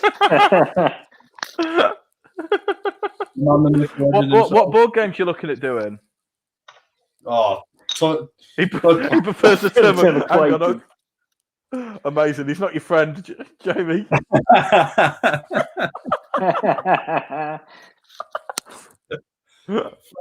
Over the years, I've come to regard you all as people I've met.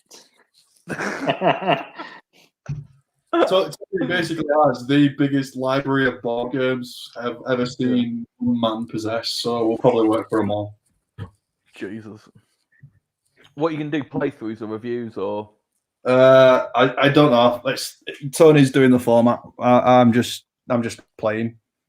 Oh, right, okay. Yeah. That's quite good, having multiple studios. Yeah, it's just like I say, we just want to do multi-platform. We don't just want to be Guild Ball. Yeah. More for us, and I think there's a lot of pressure on me and Adam to constantly be playing.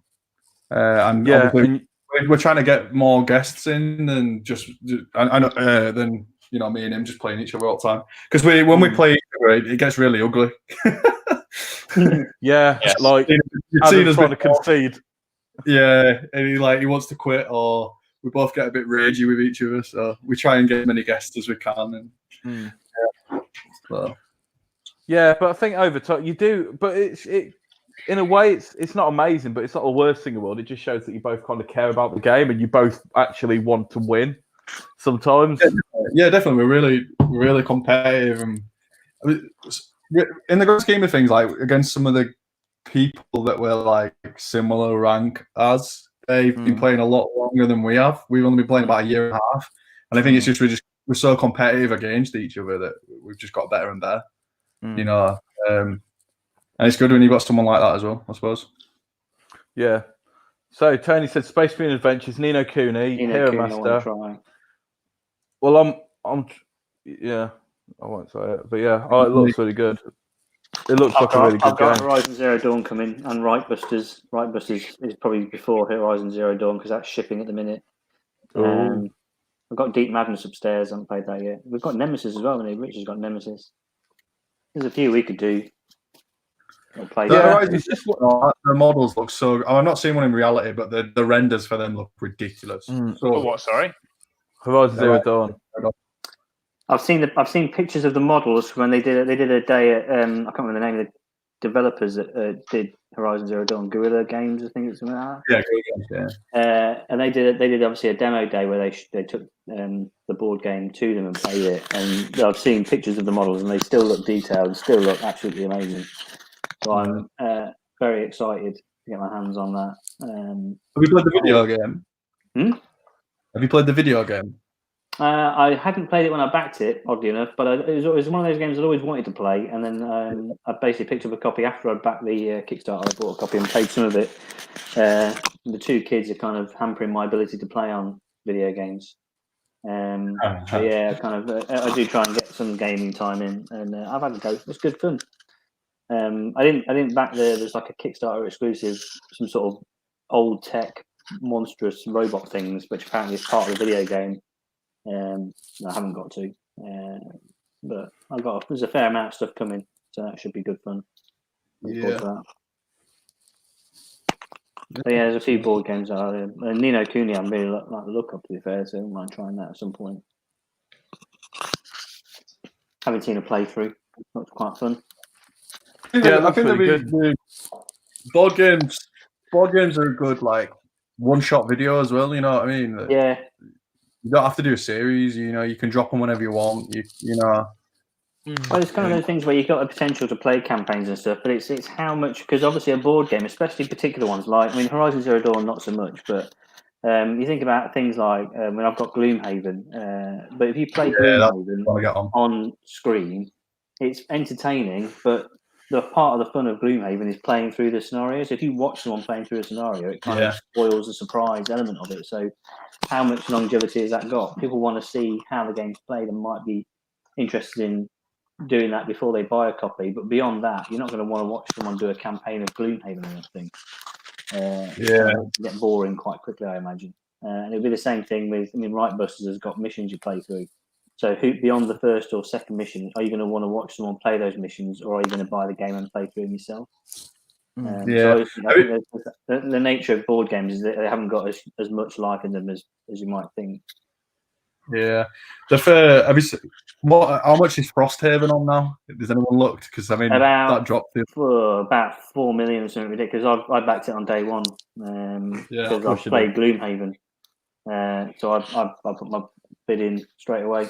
It was at one. Are we ever going to get back onto doing Gloomhaven, Dave? Yes, I want to kickstart it again. So after all this, I'm going to see if who's in on it, and if the original 3 want to come back and play it around mine, great. If not, I'm going to see if I can get my brother involved.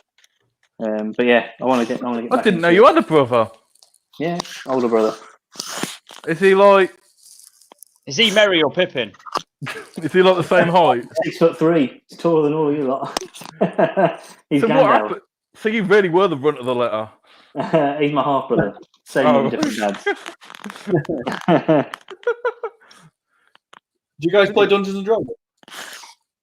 I do play Dungeons and Dragons. I know I haven't played it for years. I used to play loads of stuff. I used to be in a role playing club back at school where we did Vampire the Masquerade. So you did Catwalk and Dungeons and Dragons at school? I did what? Catwalk and Dungeons and Dragons. You know what? Another one of my options is indoor bowls as well. So I've done indoor bowls. What? Yeah. Like Crown Green, but indoors. Yeah. Oh, I've done Crown Green bowling as well. I've done that in my time.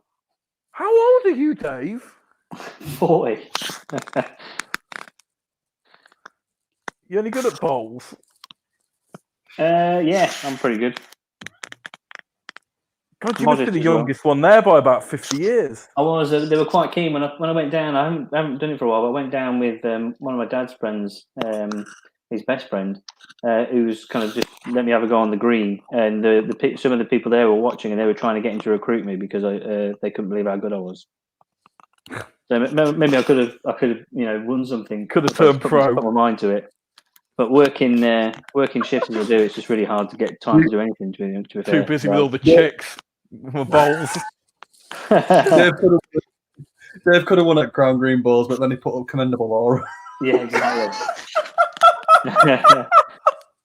4.8 million.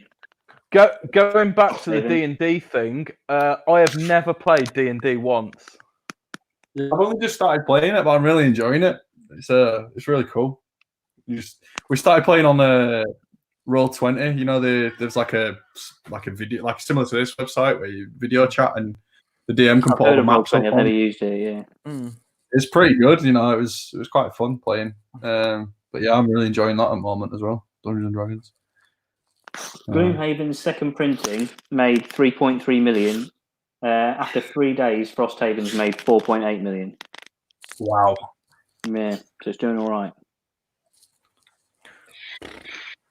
Sure. So what is that, like another version of Gloomhaven, like in a it's in world. The frozen north, and you run you develop a like settlement. Leeds. Yeah, frozen north in Leeds or Bolton, one of the two. And you kind of obviously do the similar kind of venturing, and the mechanics are the same. New character classes and new monsters. Who's that? Who's what? Scraping. No. That. Me running my hands through my hair. If you're that loud. 3 days Lego hair that's It needs cutting. Yeah. So and then you basically earn resources, and then you can build up build the barracks or build a blacksmith, and then you get extra magic items and stuff.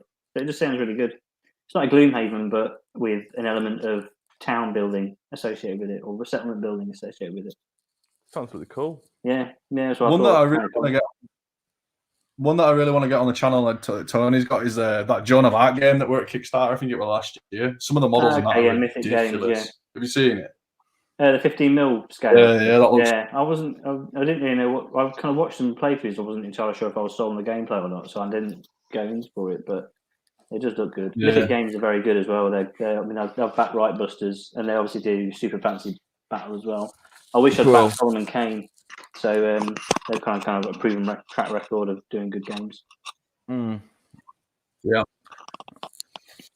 I'm not really a Kickstarter backer, really. I've only done God Tier and Super Fantasy Brawl. I've done 21. Of course you have. Yeah. I think I'm too cautious with my purchases. I like to wait and see how it goes and people getting it. I like value for money, so I can't resist a Kickstarter just because you get so much content for such a low price. Yeah. So I just take my chance and back it. If it doesn't work out, then you have to try and sell it on, I suppose. But even then, you can sell it for a fraction of its retail price and still probably make your money back because of how what the value that comes in the stuff normally. I think it's a good place to end it because we've been on for like 3.5 hours. 3.5 hours. We're running out. Is this like a record one? This is the longest one, I think. They've all been about 3 hours, to be fair. Once we get started, we can't stop. You enjoyed it, Jamie? Yeah, it's been all right. Yeah, good. Hopefully, you guys have enjoyed having me on. I'll come back if you need me. Well, we've got our own little side project. Not about need, it's want, isn't it? The Alchemist Hour. Alchemist Hour. This is the last time me and Rich are going to get invited onto a live stream. Basically, in about 3 weeks' time, Luke's going to be like, we're going to say we're doing a live stream because we ain't got any hours left. Sorry, we're just put 12 hours worth of talking about Alchemist. Oh, we could. That's not even an hour player, Jamie. We'd struggle at 12 hours. One thing we are going to start doing deep dives, Luke, so you can jump on that with us if you want. Oh, he's doing alphabetical order. Yeah, we may as well. Oh yeah. I'm down for that. Yeah. And will we just have Adam sulking about us talking about it? I don't think we invite Adam. No, we don't need him. Who's that guy? I think we invite Steve Cole and Dan Best and just have the best 18 hours of his life. Oh God, that would be amazing. It's been fun, Animo. Animo's just saying thanks, guys. It's been fun to chill. It has. Glad you enjoyed it. That's one of the reasons why we said as long as someone's enjoyed this, then we're happy. Yeah, that's the thing. Especially during this COVID-19, we can't guarantee that this is going to continue up this level once the world's back to normal. But I think this is a really good thing for the community of just having these on consistently, just for people to sit, get a bit of someone different to talk to, different people. And we're going to try and have different people on, like various episodes and that. We want this to be more of like a community thing rather than a GG thing. So if there's people who want to come on, contact us. Yep. And we'll sit and chat with anyone. It doesn't have to be Gilborn. We keep posting this, advertising this in God tier, and then never talk about God tier. So we probably should talk about God tier at some point. We said we got the Hex from God tier. Yeah, that's the one mention. The channel description is still the God tier channel. We haven't talked about God tier in about 9 hours worth of live streaming. We mentioned the Hex. Fine, Dave. What's your favourite champion? Law Sam. Rich, what's your favourite champion? Rangosh. Jamie, favourite champion? Pass. Mine, Grimgut. Done. You wanted to talk about the campaign, didn't you, Dave? I mentioned the fact that we could. No, he did mention it earlier, and it's not balanced, but it's not meant to be. It's supposed to just be a bit of fun. I just thought because of the fact that it was mainly because of the fact that we're advertising this in God tier. I feel like we should talk about a little bit again God tier as well. But as it is, it's 3.5 hours. So those of you who stayed till the end, got here are hot takes on our favourite discussion about God tier. But yeah, everybody who survived. survived, feel enriched by it. For anyone who enjoyed the Alchemist Hour and has been tempted by the Alchemist. Animo's Sneaky Pete. You've been tempted by it. I currently have a Metal Alchemist team for sale. His is painted. I might sell you mine, and mine's unassembled metal. Why do you want mine? Do you want my painted set? No, I might just get rid of them. I don't know if I'm ever going to play them. They're too broken for me. I don't like. No. You've got to put a bit of investment in them, Dave. I don't think you've got the dedication. We're quite selective with our recruits. I can paint my limited edition Midas. I'll paint him like Pimp Midas. I'll do mine in the purple suit and the white shirt. The exact mirror opposite of yours. Whoever purchases Luke's Metal Alchemist gets lessons from me to Luke, and then Luke will tell everybody. Jamie will teach you to get you to a certain level, and then I'll show you how to get above that level. So Jamie can Jamie's essentially doing the job of a pundit and giving you a demo. Then I'll teach you the real game that he learned from me. Yeah, that's what I'm saying. I learned bits from you, and then I perfected it and took it to the next level. Yeah, all right. I mean, that's none of my business. Got on my own event though. You couldn't win if you tried. You tried. No, I didn't. To be fair, how did how was the God tier meta in your local area? Have you got quite a few players? Non-existent. Well, no, that's not. There's 4 of us, and then there's Baby John as well. So that's 5 of us locally who have it and play it. Yeah. So Leo, at Leodis, the weird thing is, and this is crazy, all the guys that were playing Shadespire and all the guys that are playing Malifaux have dropped it, and they're all playing God tier. There's about 12 of them playing God tier. It's crazy. That is crazy. And like these guys are like hardcore hate Steamforged, and then they're all playing God tier now. It's crazy. It's just testament to the game. I mean, I don't think I'll play because I'm not keen on hexes, but the meta is definitely there in Leeds. Well, you got Millington and Mark Payton there as well. They're both champions, aren't they? I aren't including them in the 12. Oh, you're not? No. Why? Because they're not. Millington's run one event there, and I've never seen him playing it. Really? Mark's at Travelling Man. He don't really come to the Odyssey. He don't really come over. It's just it's crazy. Good. It's crazy.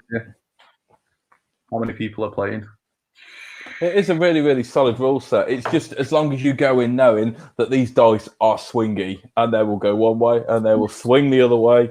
And because you've only got a finite amount of activations in the game, you can plan your whole plan around turn 3 is your big turn where it's worth 3 points.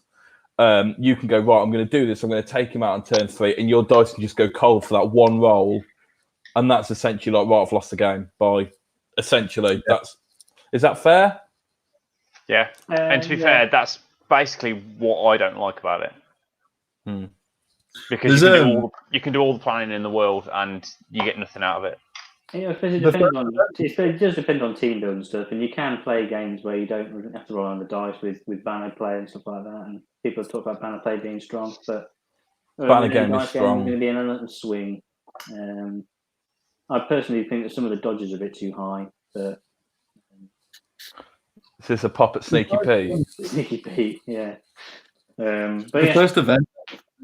Sorry, go on. Sorry, I was pretty much done to that. Yeah, the first event that we ran it the week. There was actually quite a bit of an uproar. I mean, I don't know much about it, but it's something to do with the OPD and that you couldn't play certain champions or something. Yeah, they've said that from the start. A lot of them wanted to play a character. I don't know the name, and then they couldn't. Because it wasn't out or something. Yeah. And there's quite a big uproar locally about that. So what they're trying to do,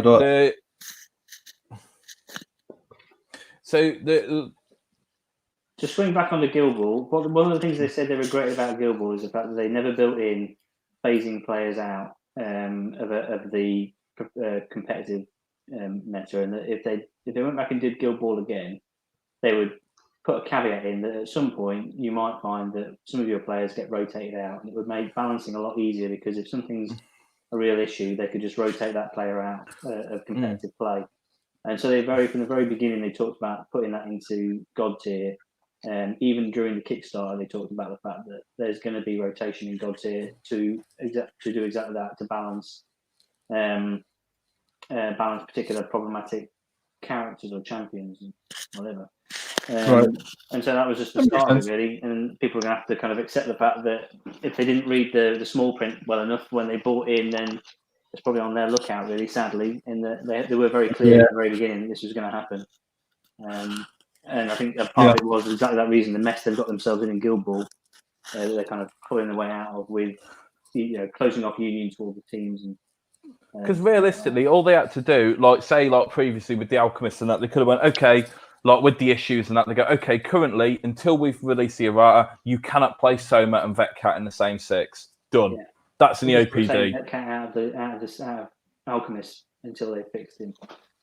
You just rotate the player out, but they can't do that because they've always, they were very clear from the beginning with Guild Ball that they wouldn't stop you playing with your toys.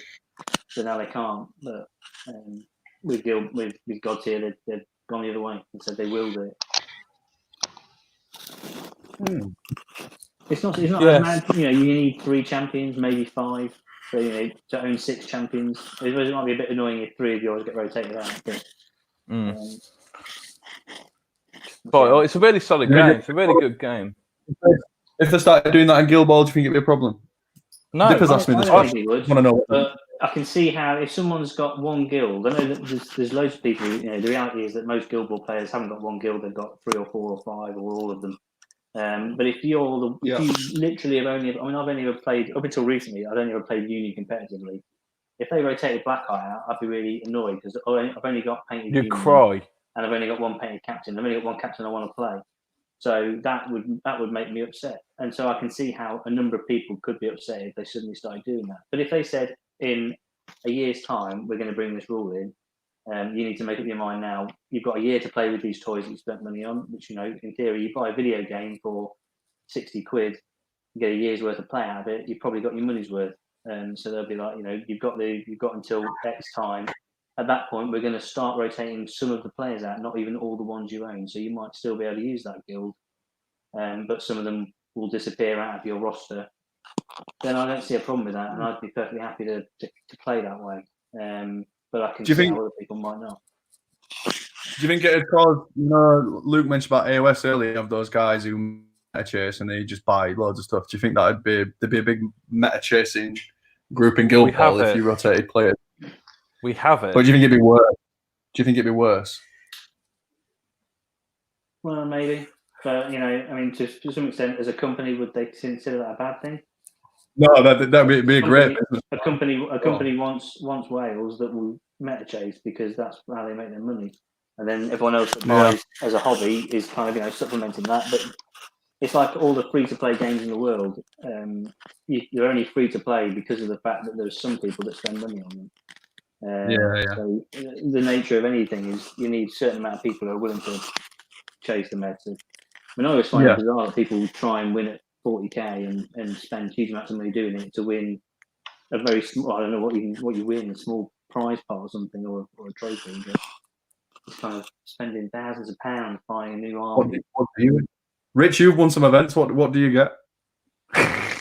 You generally get like 10, 20 quid voucher. Yeah. Towards your next meta army. To be fair, I don't chase the meta with 40k. I literally just play the armies that I like. am the meta. Just wait I am inevitable. Just wait for the meta to come round. Eventually, you've got a good army that comes good. Yeah, that's it. That's kind of what happened. I'm going to bring it back to Alchemist, and you're all going to hate me, but I was playing Alchemist last year, start of the year, and they were garbage, and then they got a few things, and we were in the cycle, so... Oh, Jamie, sweet summer child. I didn't know Smoke to have TAC 5 until I was already a man. I was crying since these two know how much I've been whinging since season 2 that Smoke needed to be TAC 5. And then season 4, they made a TAC 5. And she gained a knockdown. Right, well, on that note, we really probably should leave it because I've just seen it's 11:45 and I've got to take this stuff upstairs. What's microwave going off? Hey? Oh, no, we're putting the dishwasher on. Gail's dropping subtle hints about go to bed. Put the noisy dishwasher on in the kitchen. Called her out. It's been fun, but 3 hours and 40 minutes is probably enough. Thank you very much for everyone who tuned in. We hope that we gave people some entertainment in this weird time in the world. So thank you so much to Jamie for coming and joining us in the Yorkshire Puddings. Thank you for having Jamie me. And Luke again in about 3 days' time for your it'll probably be well, if you go over to Stay Salty Gaming, we'll be doing a deep dive into Alchemists. And we just need the 2 old men from the Muppets. Right. So, thank you very much for doing the sign-off. Yeah, that's cool. You crack on. Brilliant. Right, Rich has become Ryan. So anyway, thank you very much for watching. Thank you to everyone who's watched. If you enjoyed what we put, press like, because it helps with all our algorithmy type stuff. If you really like and you haven't subscribed to us yet, you should really subscribe to us. Like, subscribe to obey. Thank you very much. We'll catch you on the next GG Live. Thank you. Bye. Double wave.